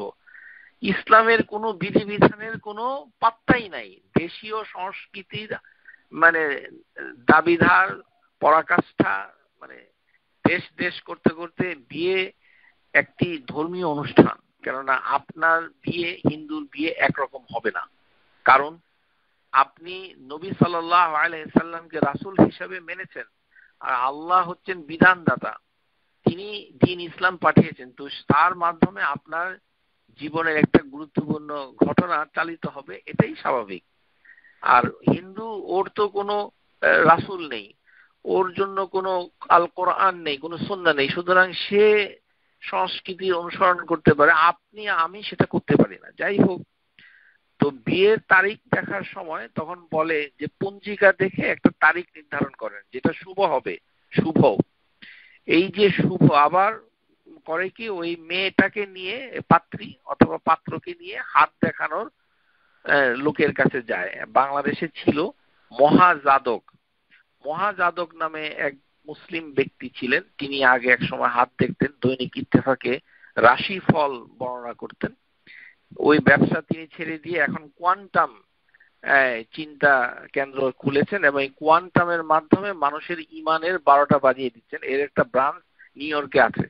আমাদের অনেক মুসলমান ভাই বোনরা সেখানে গিয়ে এই মানে কোয়ান্টামে নাম লিখিয়েছেন। ওটা মানে অনেকাংশে ইসলামের আকীদা বিরোধী একটা প্রকল্প, কর্মকাণ্ড। এবং কারণ এই লোক আগে হাত দেখত, এখন হাত দেখা, রাশি গোনা এগুলো ছেড়ে দিয়ে তিনি কোয়ান্টাম চালু করেছেন। জানতে হবে। তো এরকম হাত দেখার লোকের কাছে যদি কেউ যায়, তা আমাদের সমাজে অনেকেই যায়। আবার কেউ কেউ আছে কি, বাসায় যদি কেউ আসে, ও আপনি কি হাত দেখতে জানেন? তো আমি তো এগুলো বিশ্বাস করি না, শুধু এমনি জানতে চাই। কি চমৎকার, উনি জানতে চান। এটা মানে হচ্ছে অনুরোধের আসর এর গান, চাওয়া পাওয়া। হ্যাঁ, আমি জানতে চাই কিন্তু বিশ্বাস করি না। এটা হচ্ছে এক গ্রুপ। আরেক গ্রুপ হচ্ছে টাকা দিয়ে হাত দেখান, যে 500 টাকা ভিজিট, তারপরে হাত দেখাবে। আর কেউ হচ্ছে মানে জানতে চায় কিন্তু বিশ্বাস করে না। দুইটা গ্রুপের শাস্তি কি হবে সেটা আমরা বলছি। ওয়ারাজুলুন ইজ আদদাআ ইলমুল গায়বি ফাহুয়া কাফির, যে ব্যক্তি হাত দেখে এই ভবিষ্যৎ সম্পর্কে বলবে, সে আসলে কাফের, মুসলিম না। তারপরে এটা যখন মানুষ তাদের দিকে যাবে, এই যাওয়াটা হচ্ছে হারাম। যদি কোনো মানুষ হাত দেখার কাছে যায় অথবা তার দিকে হাতটা বাড়িয়ে দেয় যে আপনি হাতটা একটু দেখুন তো, এটা একটা হারাম কাজ, কবিরা গুনাহ। তাকে আল্লাহর কাছে তওবা করতে হবে নামাজ পড়ে। আর তার শাস্তিটা কি হবে? একবার চাইলে, মানে যিনি বিশ্বাস করেন না যে হাত দেখা এটা কিছুই না, ইনি বিশ্বাস করেন না, তারপরেও তিনি শখের বশবর্তী হয়ে জানতে চান একটু বলেন, আমি খুব কিউরিয়াস। ওরে বাবা, উনি খুব কিউরিয়াস, একটু দেখেন তো আমি কি ডাক্তার হতে পারবো কিনা, আমার কি কোনো একটা সুন্দর স্বামী হবে কিনা, আমার কি একটা ছেলে হবে কিনা, আমার কি চাকরি হবে কিনা, আমার হাতটা দেখে বলে দিন, স্বাস্থ্য, চিকিৎসা, চাকরি, দুর্ঘটনা ইত্যাদি। যে ব্যক্তি বিশ্বাস করে না কিন্তু জিজ্ঞাসা করে হাত দেখার গণকের কাছে, তার 40 দিনের নামাজ কবুল হবে না। মান আতা আররাফা ফাসআলাহু আন শাইইন লাম তুকবাল লাহু সালাতুন 40 লাইলা। যে ব্যক্তি গণকের কাছে যাবে এবং গিয়ে বলবে আমাকে কিছু বলুন, হাত দেখে বলুন অথবা কপাল দেখে বলুন অথবা টিয়া পাখি দেখে বলুন অথবা পঞ্জিকা দেখে বলুন, যেটা দেখেই বলুন না কেন, এই কথা জিজ্ঞাসা করার সাথে সাথে ওই দিন থেকে 40 দিন পর্যন্ত তিনি 5 ওয়াক্ত নামাজ পড়বেন, কিন্তু সেই 5 ওয়াক্ত নামাজের কোনো বিনিময় দেওয়া হবে না, মানে এটা কবুল করবেন না। লাম তুকবাল লাহু সালাতুল 40 লাইলা, কিন্তু তাকে 40 দিন নামাজ পড়তে হবে, কারণ নামাজ বাদ দিলে সে কাফের হয়ে যাবে। নামাজ যদি না পড়ে তাহলে কাফের, এটা আমার ভাইও কাফের হবে যদি সে নামাজ না পড়ে। এখানে কোনো চিৎকার করা সৈয়দ বংশের কোনো গৌরব নাই। নামাজ না পড়লে বাংলাদেশেই হোক আর আমেরিকাতে হোক, নামাজ না পড়লে নামাজ কাফের, মুসলিম না, পরিষ্কার, এটার ভিতরে কিছু নাই। কুফুরির সাথে নামাজ যারা বাদ দিয়ে দিয়েছে কাফের, তাদেরকে আবার লা ইলাহা ইল্লাল্লাহ এটার শর্তগুলোকে আমলে নিয়ে তারপরে আবার নামাজ শুরু করলে আবার মুমিন হবে, এরকম বিষয়টি। তো 40 দিন সে যদি ইমানের সাথে নামাজ পড়ে তাহলে তার 40 দিনের নামাজ কবুল হবে না। তাহলে 40 পূরণ 5, 4 5 20, মানে 200 ওয়াক্ত নামাজ তার কবুল হবে না। এটা তার শাস্তি, যেহেতু সে একবার, আমি খুব কিউরিয়াস, হাতটা একটু দেখে বলুন, আমার জানতে ইচ্ছে করে, আপনার আমার খুব জানতে ইচ্ছে করে, তো জানতে ইচ্ছে করার সাথে সাথে আপনার 40 দিনের শাস্তি দেওয়া হয়েছে, সেটি আপনি দেখতে পাচ্ছেন না। অতি শীঘ্রই মৃত্যু হলে ওই ওয়াশিংটন মেমোরিয়াল অথবা এই টরন্টোর গুরুস্থানের মাটির নিচে যখন যাবেন তখন টের পাবেন যে শাস্তিটা কি। সুতরাং অত্যন্ত গুরুত্বপূর্ণ। কারণ এত বড় শাস্তিটা কেন হচ্ছে, কারণ সে আল গাইব বলতে চাচ্ছে। ওই হাত গণনাকারী ব্যক্তি আসলে গাইব বলতে চাচ্ছে। গাইব যারা বলে তাদের মানে এটা জানতে চাওয়াটা কত বড় অপরাধ, বিশ্বাস করলে ঈমান চলে যাবে। অর্থাৎ এটা আল্লাহ জানেন, আপনার আমাকে বলতে হবে এটা তাকদীরে আছে, আমরা জানি না, এটা বারবার বলতে হবে। এটা মুখে বলাটাই হচ্ছে ঈমানের একটা শাহিদ, সাক্ষ্য, মানে আপনার ভিতরে যে ঈমান আছে এটা প্রমাণ হচ্ছে যে আপনি বিভিন্ন কথায় তাকদীরের কথাটা তুলে আনছেন, যে হ্যাঁ এটা তাকদীরে ছিল, এটি তাকদীরের বিষয়, আল্লাহ ভালো জানেন আমি জানি না, আল্লাহ ভালো জানেন আমি জানি না, এটি তাকদীরের বিষয়, আল্লাহ ভালো জানেন, এটা তাকদীরের বিষয়, আমি তাকদীরের প্রতি ঈমান এনেছি, এটা তাকদীরে চলে গেছে। এই তাকদীর তাকদীর সবসময় কথার ভিতরে এরকম জিনিসটা আসতে হবে, তাহলে তাকদীর সম্পর্কে আপনার পরিপূর্ণতা, ঈমান, এটি পরিপূর্ণ হবে। এটাকে স্বীকার করতে হবে মৌখিকভাবে, অন্তরে বিশ্বাস করতে হবে, তারপরে কাজে পরিণত করতে হবে। আর ওই হাত দেখার লোকটাকে বাসা থেকে বের করে দিতে হবে। যিনি আপনার মেহমান হয়ে বাসায় এসেছেন, ওনাকে আর সুজির হালুয়া আর বিরিয়ানি খাওয়ানো যাবে না, কারণ সে এটা যিনি করেন, চর্চা করেন, সে কাফের, হি ইজ নট এ মুসলিম। এবং যে মুহূর্তে সেটা করছে তার ঈমানটা নাই, যদিও সে নামাজ পড়ে, অথবা রোজা রাখে অথবা হজ করেছে। সুতরাং এই হাত দেখা এগুলো মানে, তো হাত দেখে ওরা করেটা কি? হাত দেখে ওরা যেটা করে সেটা হলো একটা আংটি দেয়, আংটি দিবে। যে আংটি দেখেন না, আমাদের দেশে আংটি দিচ্ছে, আমাদের হুজুরদেরও আংটির বাহার কত পাওয়ার, আংটি, আংটি নাকি সুন্নাহ। তো আংটি সম্পর্কে আপনাদের কিছু জ্ঞান অর্জন করতে হবে। আংটি কত প্রকার?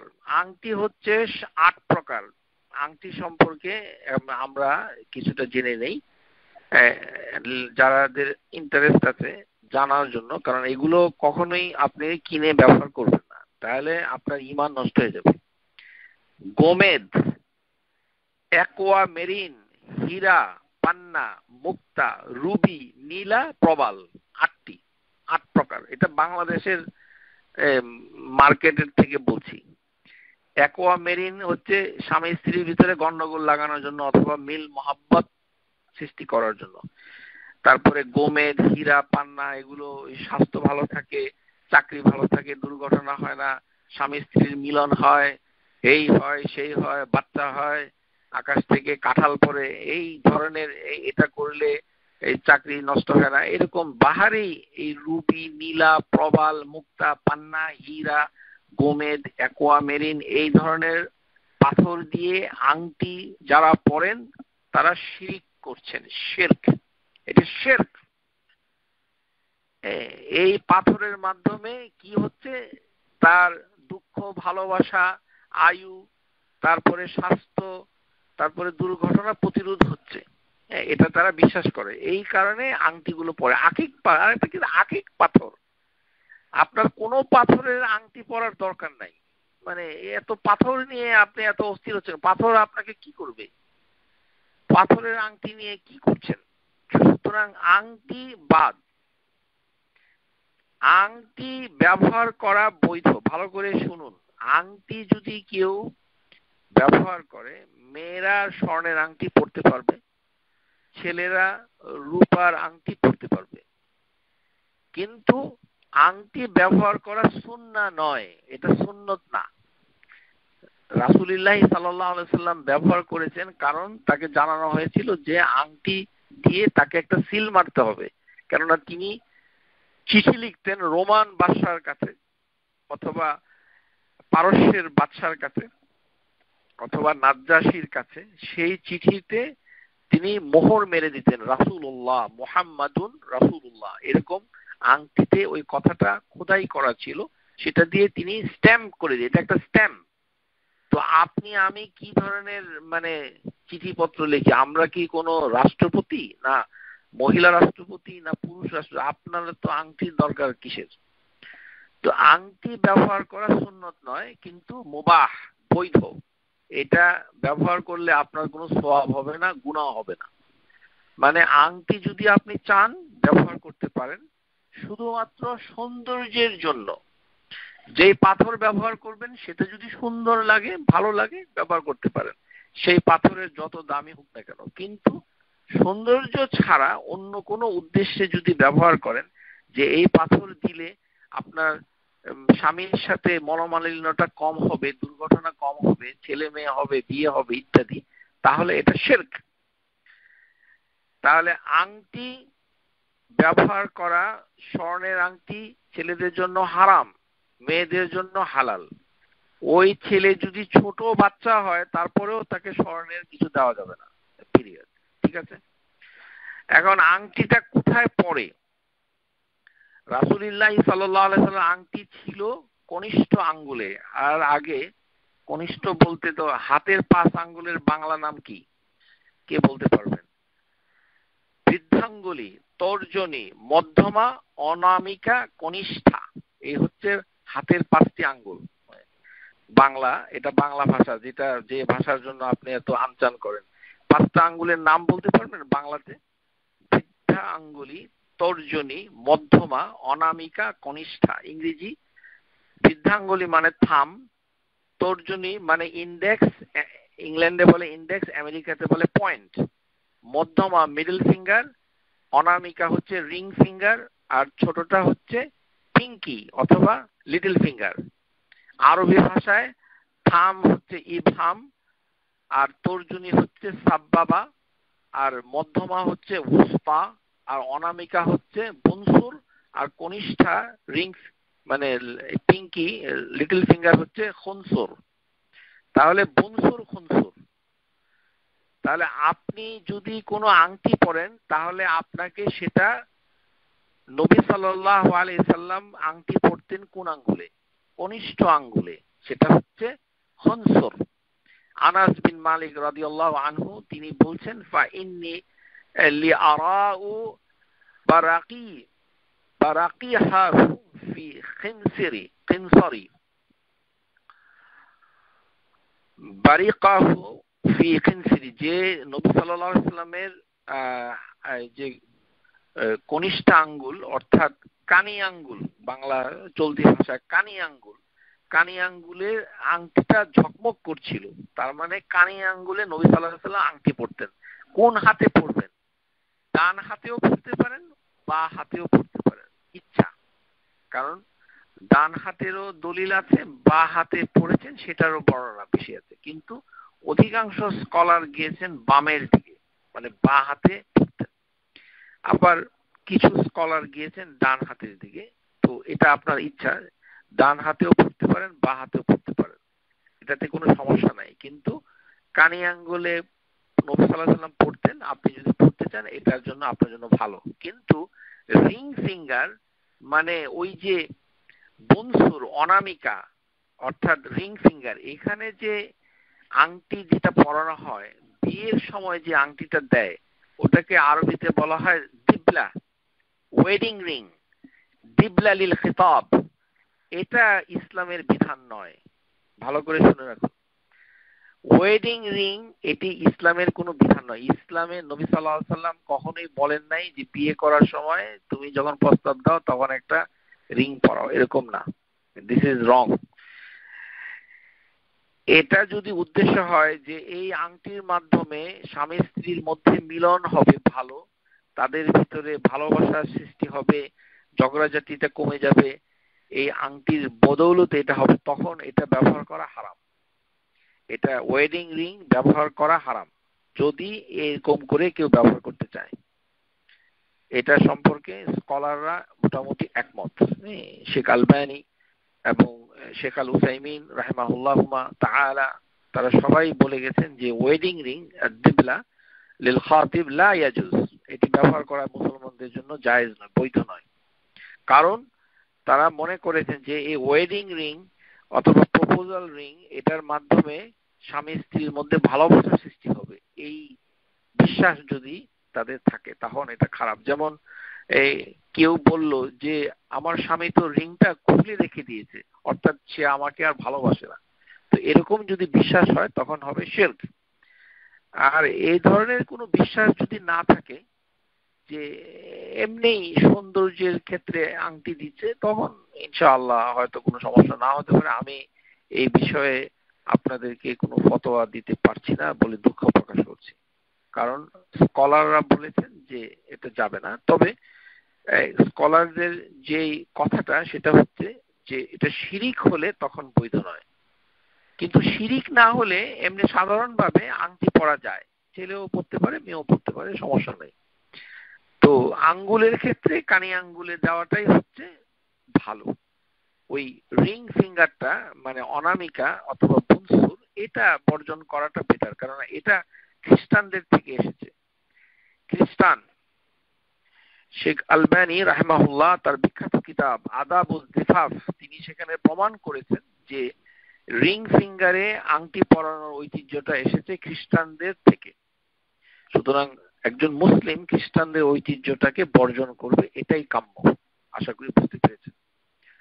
এখন যেটা আমাদের জানতে হবে যে আংটি জিনিসটা মানে সাধারণভাবে নিতে হবে, যে সৌন্দর্যের জন্য যদি ব্যবহার করেন ইনশাআল্লাহ এটা সমস্যা নাই, পাথরও যদি ব্যবহার করেন সমস্যা নাই, দামি যত দামি হোক, হীরা হোক, মানে যে কোনো পাথর হোক, কাঁঠালের বিচি হোক, যেটাই আপনি আংটিতে লাগান অসুবিধা নাই।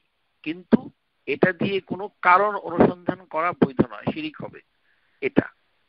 আর হচ্ছে যে এটা কনিষ্ঠ আঙ্গুলে পরিধান করাটাই উত্তম, যদি সেখানে করতে না চান তাহলে এর পরেরটা। কিন্তু কোনো অবস্থাতেই মধ্যমা বুস্তা এবং তর্জনী ইন্ডেক্স ফিঙ্গার এইখানে আংটি দেওয়া যাবে না। আপনারা দেখছেন অনেকেরই হাতে বাংলাদেশে এই দুই আঙ্গুলেও আংটি দেওয়া থাকে, এটা কিন্তু বৈধ নয়। এটা সরাসরি হাদিস আছে যে এই দুই আঙ্গুলে আংটি দেওয়া যাবে না। তো যে সকল হুজুরের এই মধ্য আঙ্গুলে আংটি থাকে সে আসলে হুজুরই না, কারণ এটা হাদিস বিরোধী। Middle finger and index finger, তর্জনী, তর্জনীকে আরবিতে বলে সাববাবা, এটা আমাদের বাংলাদেশে বলে শাহাদত অঙ্গুলি। এটি শুদ্ধ নয়, এই আঙ্গুলের নাম শাহাদত নয়। এটা আঙ্গুলটাকে উঁচু করে দোয়া করা যায়, সাববাবা বলে, এটাকে ইন্ডেক্স তর্জনী, এটা শাহাদত না। এটা দিয়ে মানুষ সাক্ষ্য দেয় আল্লাহর কাছে, এটা ঠিক আছে, কিন্তু এটার নাম শাহাদত নয়, ভালো করে বুঝতে হবে। তাহলে এই তর্জনী এবং মধ্যমা এই দুই আঙ্গুলে ছেলে অথবা মেয়ে কেউ আংটি পরতে পারবে না। আরেকটা হচ্ছে যে কোনো একটি হাতে আংটি পরাটা বেটার, দুই হাতে পরা না পরা, কারণ দুই হাতে কেন পরবেন, এটা অপচয়, হয় ডান হাতে অথবা বা হাতে। আর আংটি নিয়ে মানে যদি কোনো টাইট থাকে তো উজু করার সময় এটা সতর্ক হতে হবে যেন উজুর পানিটা নিয়ে যায়, এটা বলাই বাহুল্য, আশা করি বুঝতে পেরেছেন। তাহলে এই আংটি এবং রাশি, রাশি চক্র দেখেন যারা, আজকের দিনটি কেমন যাবে, কন্যা রাশি, সিংহ রাশি, এইগুলো রাশি যারা ইতিমধ্যে সৃষ্টি করেছেন, মানুষকে বলেছেন যে আমার মেয়েটা কন্যা রাশি, ছেলেটা সিংহ রাশি, তারপরে অমুক ওই হুজুর বলেছে, সবাই অপরাধ করেছে, এটা কুফরি। এই ধরনের কথা বলা, এই রাশি হলে এই হবে সেই হবে, এগুলি মানে আল গাইব, অদৃশ্য, এই ধরনের কথা হিন্দু ধর্ম থেকে এসেছে, এগুলো ইসলাম বিরোধী, আকীদা বিরোধী, এগুলো বাংলাদেশের মানে হুজুররা বলতে থাকে। সুতরাং রাশি বলে কিছু নাই, হাতের রেখা বলে কিছু নাই। হাতের রেখা মানে যদি কিছু থাকতো তাহলে নৌকার মাঝি যে বৈঠা মানে টানে, তার হাত পরীক্ষা করে দেখবেন যে তার হাতে কোনো রেখাই নাই, সব রেখা মুছে গেছে, কারণ হাত দিয়ে সে কাজ করে। যেই কাজের মহিলা মানে বাড়া বানে অথবা মানে হাতে, গ্রামের মহিলা হাত দিয়ে শিল পাটা তার হাতে কোনো রেখা নাই, কারণ রেখাগুলো মুছে গেছে কাজ করতে করতে, তার ভাগ্য কোথায় যাবে? এগুলো হিন্দু এবং হিন্দু আনয়নের ভিতর থেকে মানুষদেরকে বের হয়ে আসতে হবে। তারপরে আমরা আজকে আলোচনা করব যে এই যে ভবিষ্যৎ কথাগুলি বলার জন্য স্বপ্ন কতটা দায়ী। স্বপ্নের একটা বিজনেস দীর্ঘদিন ধরে আমাদের ভিতরে চলে আসছে, যে স্বপ্ন। তাহলে স্বপ্নের বিষয়টা একটু জরুরি, কারণ স্বপ্ন দিয়ে অনেকে আবার বলতে থাকে যে স্বপ্নে দেখেছি এটা হবে, অমুক মহিলা তারপরে স্বপ্নে দেখেছে তিনি পরহেজগার, স্বপ্নে দেখেছেন সুতরাং এটা করতে হবে। এই স্বপ্নর যে বিষয়টা, এটা কোরআন হাদিসের মাধ্যমে আপনাকে জানতে হবে। স্বপ্ন তিন প্রকার, এটি নবী সাল্লাল্লাহু আলাইহি সাল্লাম তিনি বলেছেন, আন আবি হুরায়রা রাদিয়াল্লাহু আনহু আন্নান নবী সাল্লাল্লাহু আলাইহি সাল্লাম قال রুইয়া সালাস, যে স্বপ্ন তিন প্রকার, ফাবুশরা মিনাল্লাহি, এবং আল্লাহর পক্ষ থেকে এটি হচ্ছে সুসংবাদ স্বরূপ, মানে যেটা আল্লাহর পক্ষ থেকে সেটা হচ্ছে আপনার জন্য, আমাদের জন্য বুশরা। ওয়া হাদিসুন নাফস, আরেকটা হচ্ছে হাদিসুন নাফস, মানুষের মন, অন্তরের কাজ, আমাদের সাইকি, আমাদের যে ইন্টারনাল যে মাইন্ড রয়েছে, সেই মাইন্ড মানে অন্তর থেকে যে চিন্তা প্রসূত, সেখান থেকেও স্বপ্ন আসতে পারে। আপনি একটা জিনিস নিয়ে চিন্তা করছেন, সুতরাং স্বপ্নটা ওখান থেকেও আসতে পারে, আবার আল্লাহর তরফ থেকেও আসতে পারে, অথবা তাখফিফু মিনাশ শাইতান, শয়তানের কাছ থেকেও আসতে পারে। তাহলে স্বপ্নের তিনটি সোর্স, একটা হচ্ছে নাফসানিয়া, অর্থাৎ আপনার নাফস মানে আপনার অন্তর, আপনি মনের গহীনে যেটা নিয়ে সবসময় চিন্তা করেন, কুচিন্তা করলে এরকম খারাপ খারাপ স্বপ্ন আপনার আসতে পারে। সেটা আপনার কুচিন্তা অথবা সুচিন্তা, চিন্তা করতে করতে ওই রিলেটেড স্বপ্ন যদি দেখেন, তাহলে সেটা হচ্ছে আপনার মনের একটা প্রোডাকশন, মানে মনের উৎপাদন।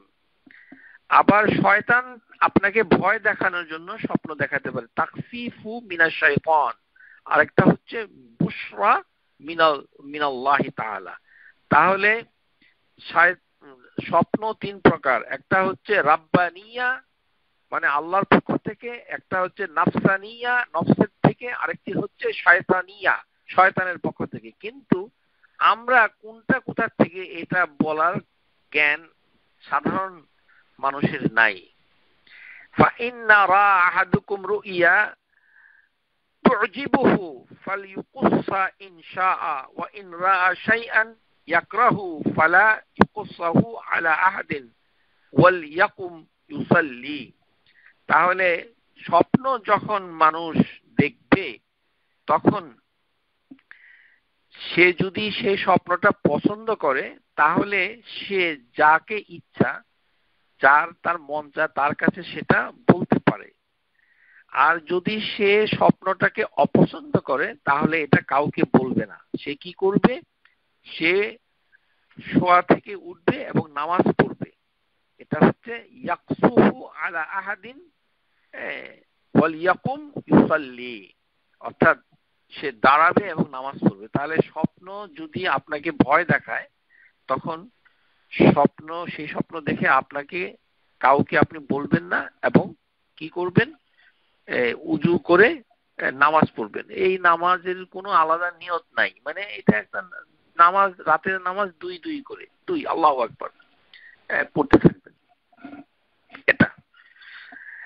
কিন্তু যেহেতু আল্লাহর থেকে না শয়তানের থেকে নাকি না নিজের অন্তর থেকে স্বপ্ন আসছে, কোনটা কোথা থেকে আসছে এই ধরনের জ্ঞান আমাদের মতো সাধারণ বাংলাদেশি যারা আরবি বুঝি না ভালো করে, তারপরে কোরআন হাদিস এখনো ভালো করে শিখতেই পারি নাই, তারা কিভাবে স্বপ্নের ভালো মন্দ বুঝতে পারবে?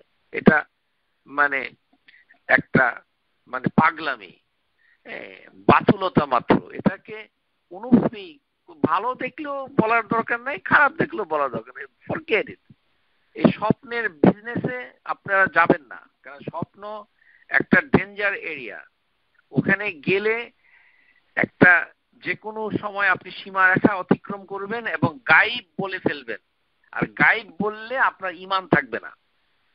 এই জন্য স্বপ্ন ভালো হোক খারাপ হোক কোনোটাই বলার দরকার নাই।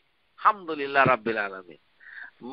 নিজের ভালো লাগলে একটু আয়নার সামনে গিয়ে হাসবেন আর আলহামদুলিল্লাহ বলবেন যে ভালো লাগছে, ভালো এই। আর খারাপ লাগলে তো আল্লাহ রাসূল বলে দিয়েছে যে নামাজ পড়বেন ইত্যাদি।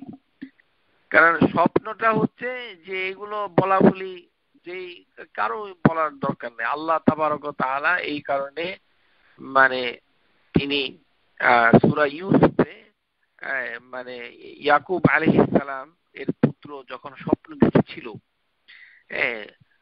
যে তখন ইউসুফ তার পিতাকে বলেছিল, ইজ ক্বালা ইউসুফু লিআবি, ইউসুফ যখন তার পিতাকে বলল, ইয়া আবাতি ইন্নী রাআইতু আহাদা আশারা কাওকাবান ওয়াশ-শামসা ওয়াল কামারা রাআইতুমুহু লি সাজিদিন।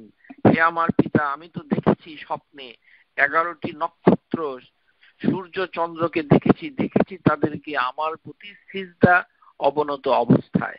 তো এরকম একটা গুরুত্বপূর্ণ স্বপ্ন কথা যখন ইউসুফ আলাইহিস সালাম তার পিতাকে বললেন, কারণ আর দুজনই হচ্ছে নবী, বুঝতে হবে তাদের মর্যাদা অনেক উপরে, না আমাদের মতো সাধারণ ব্যক্তি নন। তারপরেও তিনি কি বললেন? ক্বালা ইয়া বুনাইয়া লা তাকসুস রুইয়াক, হে আমার ছেলে তুমি তোমার স্বপ্নের কথা ভাইদের কাছে বলো না। আলা ইখওয়াতিক, লা তাকসুস রুইয়াক আলা ইখওয়াতিক, তুমি স্বপ্নের কথা তোমার ভাইদের কাছে বলো না।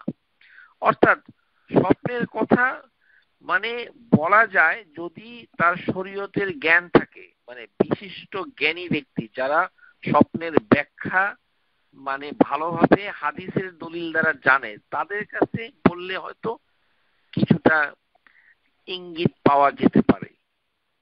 এটা আর হচ্ছে একান্ত যিনি আপনার যাকে আপনার খুব পছন্দ তার কাছে শেয়ার করতে পারেন। কারণ স্বপ্নটা যদি এরকম কোন উত্তেজনাপূর্ণ কোনো ভালো স্বপ্ন হয়, কিন্তু স্বপ্ন বুদ্ধিমান অথবা জ্ঞানী ব্যক্তি ছাড়া কারোর কাছেই বর্ণনা করাটা ঠিক নয়, কেননা এটাতে নিষেধাজ্ঞাই রয়েছে বিভিন্ন হাদিসে। কিন্তু আমাদের জন্য করণীয় কি? আমাদের জন্য করণীয় হলো এই রাস্তায় না যাওয়া। এটি হচ্ছে স্কলারদের জায়গা। স্বপ্ন ব্যাখ্যা করা হচ্ছে স্কলার, কারণ স্বপ্ন যে কোনো মানুষ দেখতে পারে, এর জন্য ঈমান নির্ধারিত নয়। যার ঈমান নাই, মনে করেন হিন্দু একটা লোক, তার স্বপ্ন সত্য হতে পারে। মুশরিক, যেমন রাসূলুল্লাহ সাল্লাল্লাহু আলাইহি সাল্লামের মা আমিনা, নবী সাল্লাল্লাহু আলাইহি সাল্লামের মা আমিনা, তিনি ছিলেন মুশরিকা, তিনি একজন মুশরিকা। তো তিনি স্বপ্ন দেখলেন, রাআত উম্মি কাআন্নাহু খারাজা মিনহা নূরুন আদাআত মিনহু কুসুরুশ শাম। আমার মা, মানে যখন আমাকে তিনি গর্ভে ধারণ করেছিলেন, তখন তিনি দেখেছেন যে তার পেট থেকে একটা নূর, একটি আলো বের হয়ে গেছে, যেটি শাম দেশের প্রাসাদকে আলোকিত করেছে। এই স্বপ্নটা সত্যি হয়েছে। এই নূর হচ্ছেন কে? মানে নবী সাল্লাল্লাহু আলাইহি ওয়াসাল্লাম নিজে। তাহলে আমেনার স্বপ্নটা ছিল সত্যি, যদিও তিনি মানে মুশরিকা। তেমনি আল্লাহ তাবারক ওয়া তাআলা যে ইউসুফ আলাইহিস সালামের মানে যে কথাটা সূরা ইউসুফ আয়াত নাম্বার 36-37, এখানে ইউসুফ আলাইহিস সালামের কারাগারে দুইটি লোক আসলো। তখন তারা স্বপ্ন দেখলো এবং তাদের স্বপ্নগুলো সত্য ছিল এবং ওদের কোনো ঈমান ছিল না। ওয়া দাখালা মাআহু সিজনি ফাতায়ান, ওই জেলখানায় দুজন যুবক ছেলে ঢুকে পড়লো ইউসুফের সাথে। ক্বালা আহাদুহুমা, তাদের একজন বলল, ইন্নী আরানি আসিরু খামরা, আমি দেখতে পেলাম যে মানে স্বপ্নের ভিতরে যে এই আঙ্গুর ফলটাকে মানে চেপে ধরে আমি মদ উৎপাদন করছি, রস নিংড়িয়ে, আঙ্গুরের রস নিংড়িয়ে আমি মদ বানাচ্ছি। এটা একটা স্বপ্ন। কে দেখেছে? ইউসুফ আলাইহিস সালামের কারা সঙ্গী, একজন ব্যক্তি যার কোনো ঈমান নাই। কারণ ইউসুফ আলাইহিস সালাম হচ্ছে একমাত্র আল্লাহর লা ইলাহা ইল্লাল্লাহ বিশ্বাসী একজন ব্যক্তি ছিলেন কারাগারে, আর বাকিদের তারা লা ইলাহা ইল্লাল্লাহ বিশ্বাস করতো না, বিভিন্ন রবে বিশ্বাস করতো। وقال الأخرى إني أراني أحمل فوق رأسي خبزا تأكل الطير منه, আরেকজন স্বপ্ন দেখলো যে আমার মাথায় রুটি রেখেছি স্বপ্নে, সেই রুটিগুলো মাথার উপর থেকে পাখি এসে খেয়ে যাচ্ছে। এই দুইজনের স্বপ্ন আসলে সত্যি ছিল, কিন্তু দেখেছে কে? দুইজন ব্যক্তি। তারা মুসলিম ছিল? জি না, মুসলিম ছিল না। এর প্রমাণ সূরা ইউসুফ। তাহলে বোঝা যাচ্ছে যে হিন্দু লোকের স্বপ্ন সত্য হতে পারে। তাহলে স্বপ্ন কারটা কিভাবে সত্য হয়ে যাবে, এগুলো জটিল বিষয়। কিন্তু আপনি যদি ওই দিকে যেতে থাকেন, তাহলে যেই সমস্যাটা হবে, আপনি আপনার মনের অজান্তে গায়েব জানেন এটা দাবি করে ফেলবেন। এবং আমাদের প্রচুর মাওলানা মৌলভী হুজুর এইভাবে গায়েবের খবর জানেন স্বপ্নের মাধ্যমে দাবি করে অলরেডি কাফের হয়ে গিয়েছেন হয়তোবা, আল্লাহ নোজ বেস্ট। আমরা কোনো ব্যক্তিকে টার্গেট করে এটা বলতে পারবো না, এটা জেনারেল স্টেটমেন্ট। বাংলাদেশের ঈমান আর কাফের কুফুরের ভিতরে পার্থক্য বাংলাদেশের সমাজ বুঝতে পারে না। হায়রে সমাজ! এখানে কোনোভাবেই আপনি ভবিষ্যৎ, কেননা স্বপ্নের জিনিসটা হচ্ছে খুবই ভয়ঙ্কর। আপনি যখনই বলতে যাবেন তখনই এটা হয়তো হয়ে যেতে পারে, এবং এটার উপরে ঈমান নির্ভরশীল নয়। স্বপ্ন আল্লাহর তরফ থেকে হতে পারে, স্বপ্ন শয়তানের তরফ থেকে হতে পারে, স্বপ্ন আপনার মনের অন্তরের চিন্তা ভাবনা থেকে হতে পারে। এবং সেই বিষয়ে কথা না বলাই ভালো, কেননা আমি আপনি হচ্ছে আমাদের জ্ঞান কম, সুতরাং আমরা স্বপ্নে কি হবে এটা সবই বাদ। ভালো দেখলেও দরকার নেই, খারাপ দেখলেও দরকার নেই। তবে ভালো দেখলে মনে মনে খুশি হতে পারেন, আলহামদুলিল্লাহ, কারণ সেটি আল্লাহর পক্ষ। আপনি যদি দেখেন যে স্বপ্নে চাকরি হয়েছে, এটা তো ভালো, অসুবিধা, আলহামদুলিল্লাহ, খুশি হবেন যে একটা চাকরি হবে। কিন্তু এটা বলার দরকার নাই চাকরি হবে কিনা। আর দু একজনকে বলতে পারেন যে একান্ত নিজস্ব, যে আমি স্বপ্নে দেখেছি, আল্লাহ ভালো জানেন, তকদিরে কি আছে, এইভাবে কথাটা বলতে হবে। এইভাবে হাদিসের ভিতরে এসেছে, আস্তাকুহুম রুইয়া আস্তাকুহুম হাদিসান, তোমাদের ভিতরে যে বেশি সত্যবাদী তার স্বপ্ন তত সত্য হবে। মানে যে ব্যক্তি স্বপ্ন দেখবে, এটা নবী সাল্লাল্লাহু আলাইহি ওয়াসাল্লাম বলেছেন হাদিস। যে এখন সত্যবাদী বলতে কি বুঝায়? যিনি কোরআন এবং সুন্নাহকে হক মেনেছেন, সত্য কোরআন সুন্নাহকে হক মেনেছে, এরকম লোক আমাদের সমাজে আছে? যেটা কোরআনে আছে, আকীদায় আছে, সেটা বলতে গেলে বলবে যে এগুলো বাদ দেন। তাহলে বাদ দিলে সে মানলো কোথায়? আসতাকুহুম রুইয়া, যিনি সবচেয়ে বেশি, the most truthful among you in their dreams are most truthful in their speech, যারা সত্য হকের উপরে থাকে এবং হক কথাটা বলে। আসতাকুহুম হাদিসান, এরকম। তো মানে যখন নবী সাল্লাল্লাহু আলাইহি ওয়াসাল্লাম বলছেন যে হিয়া রুইয়া সালিহা ইয়ারাহাল মুমিনু আও তুরা লাহু, যে একজন মুমিন যখন একটা স্বপ্ন দেখবে, ভালো স্বপ্ন, সেটা দেখতেই পারে অথবা তার জন্য অন্য কেউ ভালো স্বপ্ন দেখতে পারে। এটা হাদিস, এরকম হাদিসের ভিতরে আছে। যেমন নবী সাল্লাল্লাহু আলাইহি ওয়াসাল্লাম বলেছেন যে আমার উম্মতের লোকেদের ভিতরে এই স্বপ্ন জিনিসটাই বাদ থাকবে। মানে রাসূলুল্লাহ সাল্লাল্লাহু আলাইহি সাল্লাম যখন চূড়ান্তভাবে অসুস্থ হয়ে মৃত্যুশয্যায় শায়িত, তিনি ইন্তেকাল করেননি, মৃত্যুবরণ করেননি, কিন্তু তার মাথা বেঁধে রাখা হয়েছিল এবং তার উপরে একটি কাপড় ঝুলিয়ে রাখা হয়েছিল মসজিদের ভেতরে। মানুষকে যখন তিনি দেখলেন যে আবু বকর সিদ্দিকের পেছনে তারা নামাজ পড়ছে, তখন তিনি বললেন, আল্লাহুম্মা হাল বাল্লাগতু, হে আল্লাহ, আমি কি এই সহি আকীদা, এই যে দ্বীন ইসলাম, এটাকে কি আমি পৌঁছিয়ে দেইনি? তখন তিনি 3 বার একটি কথা বলেছিলেন মানুষের কাছে, আইয়ুহান নাসু আন্নাহু লাম ইয়াবকা মিন মুবাশশিরাতিন নবুওয়া ইল্লা রুইয়া, হে মানুষ, তোমরা জেনে রাখো আমার পরে নবুয়তের কিছুই বাকি থাকবে না, শুধুমাত্র সত্য স্বপ্ন ছাড়া। মানে নবুয়তের একটা জিনিসই বাকি থাকবে, সেটি হচ্ছে রুইয়া সালেহা, সত্য স্বপ্ন।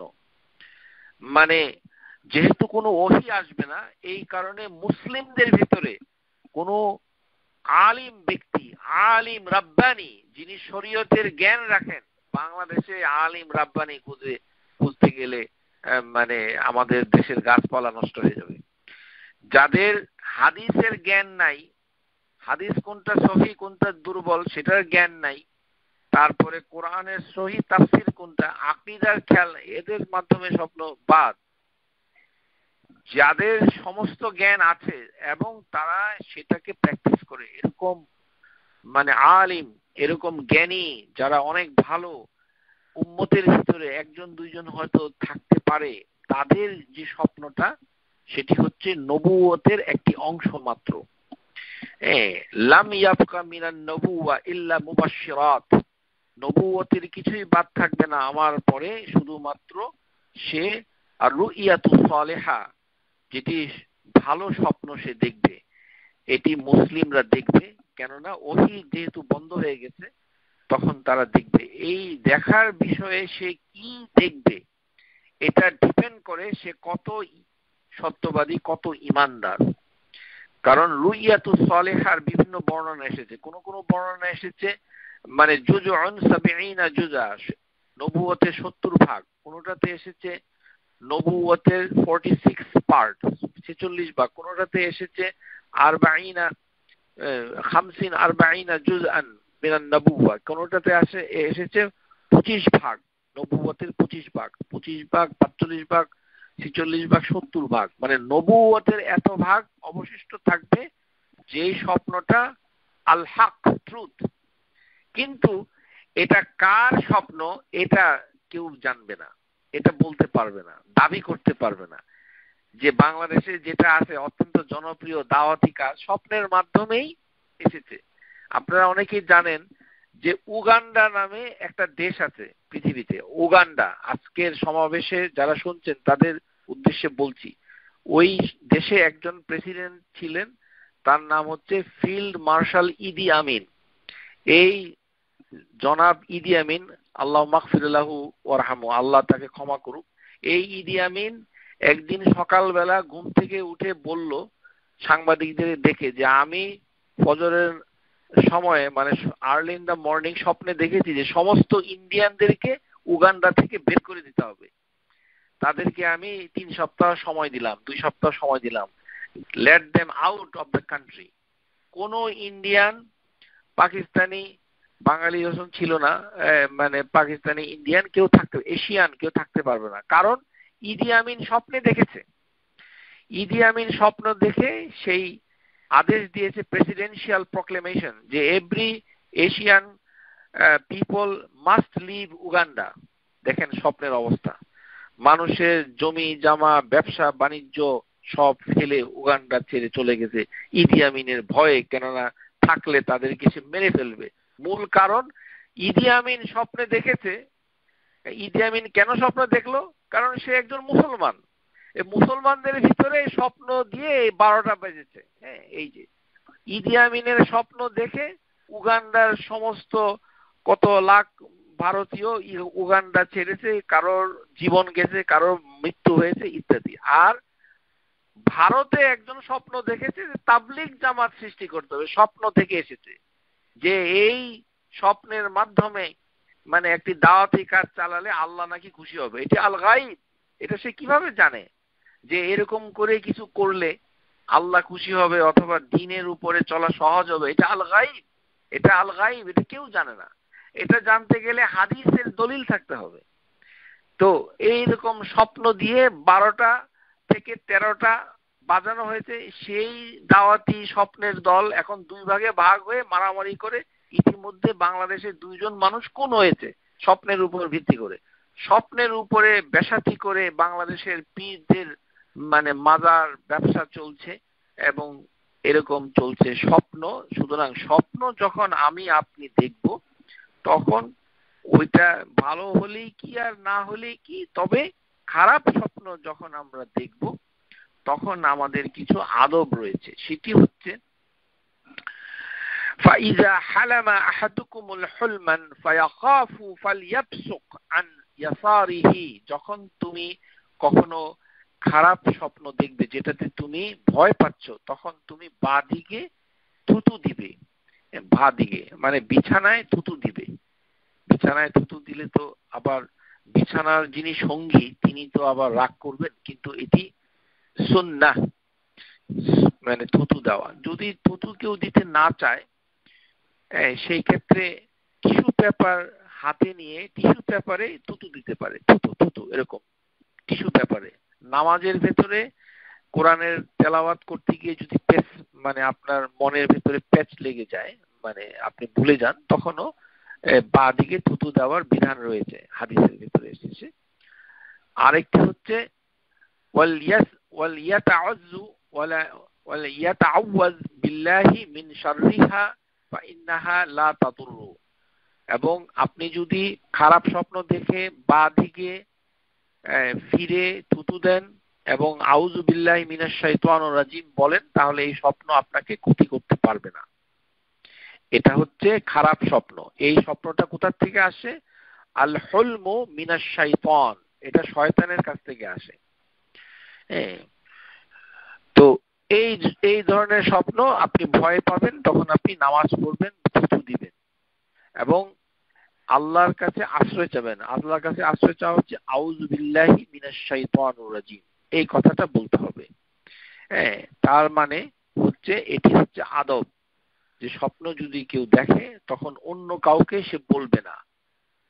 ফাইন রাআ আহাদুকুম মা ইয়াকরাহু ফালইয়াকুম, যখন কোনো স্বপ্ন মানুষ দেখে সেটা অপছন্দ করে, ফালিউসাল্লি, সে নামাজ পড়বে, ওয়ালা ইউহাদ্দিসু বিহান নাস, সে মানুষকে বলে বেড়াবে না যে আমি স্বপ্ন দেখেছি এটা সেটা। মানে এটি হাদিসের ভিতরে এসেছে। কারণ একজন বেদুইন সে নবী সাল্লাল্লাহু আলাইহি সাল্লামের কাছে এসে এক ভয়ঙ্কর স্বপ্নের কথা বলল, যেটা মানে আমাদের ছোটবেলায় আমরা হয়তো অনেকেই দেখেছি, এখনো হয়তো যাদের বয়স একটু কম তারা হয়তো দেখে থাকেন। সেটা কি? বেদুইন বলছে, জাবের বিন আব্দুল্লাহর হাদিস, আন জাবের আন্না রাসূলুল্লাহ সাল্লাল্লাহু আলাইহি সাল্লাম قال انه قال لأعرابي جاء, একজন বেদুইন এসে বলল, فقال اني حلمت ان رأسي قطع, ফাআন্নাহা আত্তাবিউহু, সে বলল যে এক ভয়ঙ্কর স্বপ্ন আমি দেখেছি, যে আমার মাথা কেটে ফুটবল বানানো হয়েছে, মানে তার শরীরে মাথা নাই, মাথাটা কেটে দেওয়া হয়েছে এবং সে মাথা ছাড়াই ওই মাথার পিছনে দৌড়াচ্ছে। আপনি চিন্তা করুন কি ভয়ঙ্কর স্বপ্ন, নিজের মাথাটা কাটা হয়েছে, এই মাথাটা কে যেন ফুটবল খেলছে অথবা নিয়ে যাচ্ছে অথবা গড়িয়ে পড়ে যাচ্ছে এবং সে ওই কাটা মাথাটাকে ধরার জন্য দৌড় দিচ্ছে পিছে পিছে। কি ভয়ঙ্কর স্বপ্ন! এটা যখন নবী সাল্লাল্লাহু আলাইহি সাল্লাম তিনি শুনলেন, তখন তিনি কি বললেন? তিনি বললেন ফাজাযারাহু নবী সাল্লাল্লাহু আলাইহি সাল্লাম, তখন তিনি তাকে মন্দ বললেন। কেন মন্দ বললেন? যে খারাপ স্বপ্ন বলতে নাই, কাউকে বলতে নাই। এই উনি বললেন, এই জন্য তার প্রশংসা করে না, হ্যাঁ তুমি কি বলো, এগুলো বলবে না, হ্যাঁ যাও বাসায় যাও।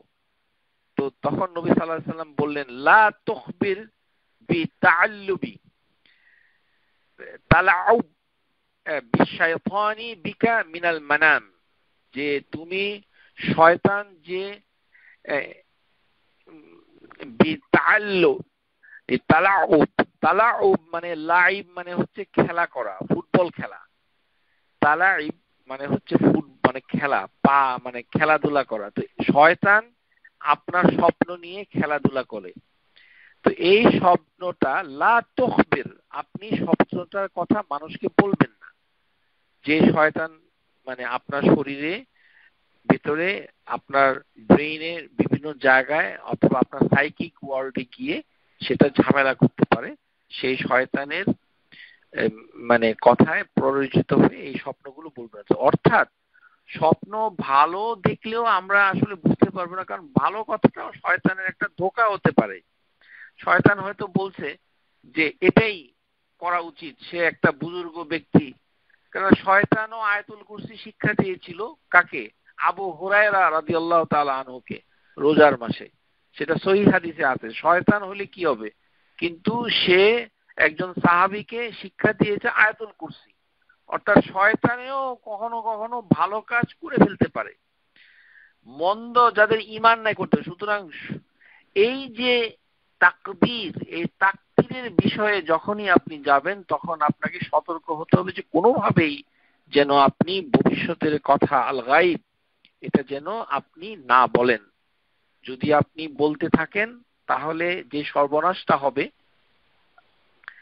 সেটা হচ্ছে যে আপনার ঈমান নষ্ট হয়ে যাবে, আপনি ঈমান হারা হয়ে যাবেন এবং এটাতে আপনার প্রচুর ক্ষতি হবে দুনিয়া আখিরাতে। সুতরাং এটার থেকে আপনাকে আমাকে বাঁচতে হবে।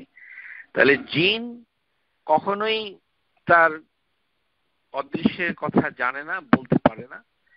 আর টুকটাক যেটা বলে জিন, যেটা বলতে পারে কিংবা একটু, সেটি হচ্ছে অল্প একটু এবং সেটার সাথে অন্য কিছু মিশানো থাকে। সেটি হাদিসে এসেছে। এটা কিভাবে বাস্তবায়িত হয়, এটা প্রকৃত স্বরূপ আমরা জানি না। জিনের সাথে বাংলাদেশের কোন গণক কথা বলতে পারে, উই হ্যাভ নো আইডিয়া, এবং এটা জানার দরকার নেই। কারণ এগুলো জেনে আপনার কি লাভ? শুধু জানতে হবে যে হাদিসে আছে যে এরকম কিছু ঘটনা ঘটতে পারে, সম্ভাবনাটা জেনে রাখলেই আপনার জন্য যথেষ্ট হবে। আশা করি বুঝতে পেরেছেন। এখন আরো কিছু সময় বাদ আছে, আমরা একটু মূল বইতে চলে যাব, যেটা আরকানুল ঈমান। এখানে বইয়ের 104 নম্বর পৃষ্ঠা 11 নম্বর যে আর্টিকেলটা আছে সেটা আমরা একটু পড়ে আপনাদেরকে শোনাচ্ছি। সেটি হচ্ছে যে 104 নম্বর পৃষ্ঠা 11 নম্বর, সেটি হচ্ছে যে আল আসবাবু আল্লাতী তাদফাউল কদর। এখানে অনুবাদে একটু ভুল হয়েছে, যে ওই সকল কারণসমূহ যেগুলো তাকদীরকে পরিচালনা করে, পরিবর্তন না। তাদফাউ মানে মানে যেটাকে ড্রাইভ করে, তাকদীর যেটাকে ড্রাইভ করে, তাদফাউ। আল এটা হচ্ছে কাদার, ভাগ্য পরিবর্তন করে এমনটি নয়। এটা হচ্ছে আল কাদার মানে প্রি রেকর্ডিং, যেটি পূর্বে লিখিত বিষয়, অর্থাৎ তাকদীর, আল কাদার। এরপরে অনুবাদক লিখেছে যে আল কাউ মানে এখানে জাআলাল্লাহু লিহাযিহিল মাকাদির আসবাবান তাদফাআহা ওয়া তারফাআহা, যে এই যে তাকদীর এটার পরিচালনা এবং উত্তরণ, এটা প্রতিরোধ মানে কাছাকাছি শব্দ, যাই হোক, তাদফাউহা ওয়া তারফাউহা অর্থাৎ উত্তরণ পরিচালন, মানে তাকদীরের বিষয়ে একটু পরিবর্তন অথবা উত্তরণ যেটাই বলুন না কেন, সেটার উপায়গুলো কি কি, কিভাবে তকদির একটু পরিবর্তন হয় অথবা উত্তরণ হতে পারে অথবা পরিচালন হতে পারে, এটার অনেকগুলো উদাহরণ তারা দিয়েছেন। একটি হচ্ছে আদ-দুআ, একটি হচ্ছে দোয়া, আরেকটি হচ্ছে সাদাকা, আরেকটি হচ্ছে আল আদবিয়া অর্থাৎ ঔষধ, তারপরে হচ্ছে ও আখাযাল হাজার সতর্কতা অবলম্বন করা, ইস্তিমাল আল হাজম কর্মদক্ষতার ব্যবহার, কর্মদক্ষতার ব্যবহার, ইযা লিকুল্লি মিনাল কাদাউল্লাহি ওয়াল কদরাহু হাত্তা আল আজিজ ওয়াল কাইস, যে আল্লাহ তাবারক ওয়া তাআলার কাদা হচ্ছে তার, এখানে অনুবাদ করা হচ্ছে ফায়সালা, আসলে অনুবাদ ফায়সালা বললেও ঠিক হবে, কিন্তু এটাই হচ্ছে আদেশ। কাদা মানে ডাইরেক্ট কমান্ড অফ আল্লাহ, মিন কাদাউল্লাহ, যে মানুষের অপারগতা, অক্ষমতা, বিজ্ঞতা, বুদ্ধিমত্তা এগুলিও তাকদীরের অংশ, মানে আপনি কতটুকু পারবেন কতটুকু পারবেন না এটাও তাকদীরে আছে। অর্থাৎ আপনার দোয়া আল্লাহর কাছে যে আপনি চাচ্ছেন সেটা তাকদীরে লিখে আছে, সেই জন্যই আপনি এটা বলছেন, ওভাবে এটা সংগঠিত হবে। একটা ভালো উদাহরণ আমরা আবারও দিতে চাচ্ছি আপনাদের জন্য, যেমন ইসরা ওয়াল মিরাজের রাতে রাসূলুল্লাহ সাল্লাল্লাহু আলাইহি ওয়াসাল্লাম যখন তিনি মানে যে লাস্ট যে হেভেন সিদরাতুল মুনতাহা, যে লাস্ট হেভেন সর্বশেষ হেভেনের একটু পরে যখন তিনি গেলেন তখন ফিরে আসলেন এবং তখন মুসা আলাইহিস সালামের সাথে দেখা হলো, তখন তিনি কি বললেন যে ফারাদাল্লাহু 50 সালাহ, আল্লাহ তাবারক ওয়া তাআলা 50 ওয়াক্ত নামাজ ফরজ করেছেন। তো তখন মুসা আলাইহিস সালাম বললেন যে আপনি আবার আপনার রবের কাছে যান, গিয়ে বলুন যে এটা কমানো যায় কিনা। তো এইভাবে বারবার তিনি আসা যাওয়া করলেন এবং সর্বশেষে এই 50 সালাতা 5 সালা হয়ে গেল, ওয়াহিয়া 5 ওয়াহিয়া 50, এই 5 ওয়াক্ত নামাজ নির্ধারিত হলো। তো এই যে নবী সাল্লাল্লাহু আলাইহি সাল্লাম বারবার গেলেন এবং সর্বশেষে 5 ওয়াক্ত নামাজ নির্ধারণ করা হলো, এটা আসলে 5 ওয়াক্ত যে হবে এটাই আগে লেখা আছে, আল্লাহ সেটা জানেন, লিখে রেখেছেন, লাউহে মাহফুজে আছে, এটা পূর্ব নির্ধারিত। কিন্তু নবী সাল্লাল্লাহু আলাইহি সাল্লাম যে এরকম করবেন এটা আল্লাহ জানেন, কিন্তু তিনি এটা চেয়েছেন আল্লাহর কাছে, আল্লাহ তাবারক ওয়া তাআলা মানে এই এটা মানে করে দিবেন, যে যখন আল্লাহ তাআলার কাছে আপনি চাবেন, তা অর্থাৎ নবী সাল্লাল্লাহু আলাইহি সাল্লামের তৌফিক হয়েছে আল্লাহর কাছে যাওয়ার, যে আল্লাহ আপনি আমার উম্মতের জন্য এই 50 ওয়াক্ত নামাজ কঠিন হয়ে যাবে, আপনি আরো কমিয়ে দেন, আরো কমিয়ে দেন, আরো কমিয়ে দেন, এইভাবে কমাতে কমাতে 5 ওয়াক্ততে এসেছে। কিন্তু এই যে চাওয়াটা, এটা হচ্ছে নবী সাল্লাল্লাহু আলাইহি সাল্লামের তৌফিক, যে উনি চাচ্ছেন, চেষ্টা করছেন, এটা তার ইচ্ছাধীন, কেননা তিনি হচ্ছেন রাহমাতুল লিল আলামিন। 50 ওয়াক্ত নামাজ আমাদের উপরে ফরজ হয়ে গেলে আমরা যে করতে পারবো না এবং এটা কঠিন হবে, পারবো না ঠিক বলা যায় না, মানে আমরা যে এটা করতে গেলে ভীষণ অসুবিধাটা হবে সেটা তিনি প্রজ্ঞা দিয়ে বুঝেছেন। তারপরে মুসা আলাইহিস সালাম তিনি উৎসাহিত করেছেন যে আপনি আবার আল্লাহর কাছে যান, আল্লাহর কাছে চান। এই যে দোয়া, এই যে চাওয়া, এটাই হচ্ছে দোয়া। এটা তাকদীরে ছিল যে তিনি এরকম করে বারবার যাবেন এবং আল্লাহ তাবারাক ওয়া তাআলা তার দোয়াটা কবুল করবেন, এটাও তাকদীরে ছিল। এবং 5 ওয়াক্ত নামাজ চূড়ান্তভাবে নির্ধারিত হবে। এই পুরোটাই হচ্ছে এক বিরাট ব্যবস্থাপনা। কিভাবে সংগঠিত হচ্ছে সেটা আমরা স্বরূপ এটা জানি না, এটা আল্লাহ ভালো জানেন। কিন্তু এখানে হচ্ছে যে এইভাবে দোয়ার মাধ্যমে তকদির এর উত্তরণ ঘটতে পারে, কিন্তু দোয়া করার তৌফিকও আমার তকদিরে থাকতে হবে। আর সেইভাবেই যদি লেখা থাকে যে এই ব্যক্তি দোয়া করবে, আমরা এগুলো দোয়ার অনুষ্ঠানে আলোচনা করেছি যে এভাবে এভাবে মানে কি বলে দোয়ার মাধ্যমে কিছুটা পরিবর্তন পরিচালন হতে পারে। তেমনি সাদাকা, তেমনি ঔষধ, তেমনি সতর্কতা, তেমনি ইস্তিমাআল হাজম মানে কর্মদক্ষতা, তেমনি অলসতা, তেমনি বিজ্ঞতা। অর্থাৎ এই সবগুলো হচ্ছে তাকদীরের নিয়ামক শক্তি। নিয়ামক, এটার ভালো বাংলা হবে নিয়ামক শক্তি। দোজ আর দ্য আসবাবুন আল্লাতী তাদফাউল কদর, এগুলি হচ্ছে তাকদীরের নিয়ামক বিষয়গুলো। তারপরে মানে বিষয়গুলো যে যেগুলো আছে সেগুলি হচ্ছে মাসআলাতুল কদরি সিররুল্লাহি ওয়া খালকিহি, যে তাকদীরের বিষয়গুলো আল্লাহ তাবারক ওয়া তাআলা তার সৃষ্টির মাঝখানে তিনি গোপন রেখেছেন, রহস্যময় করে রেখেছেন।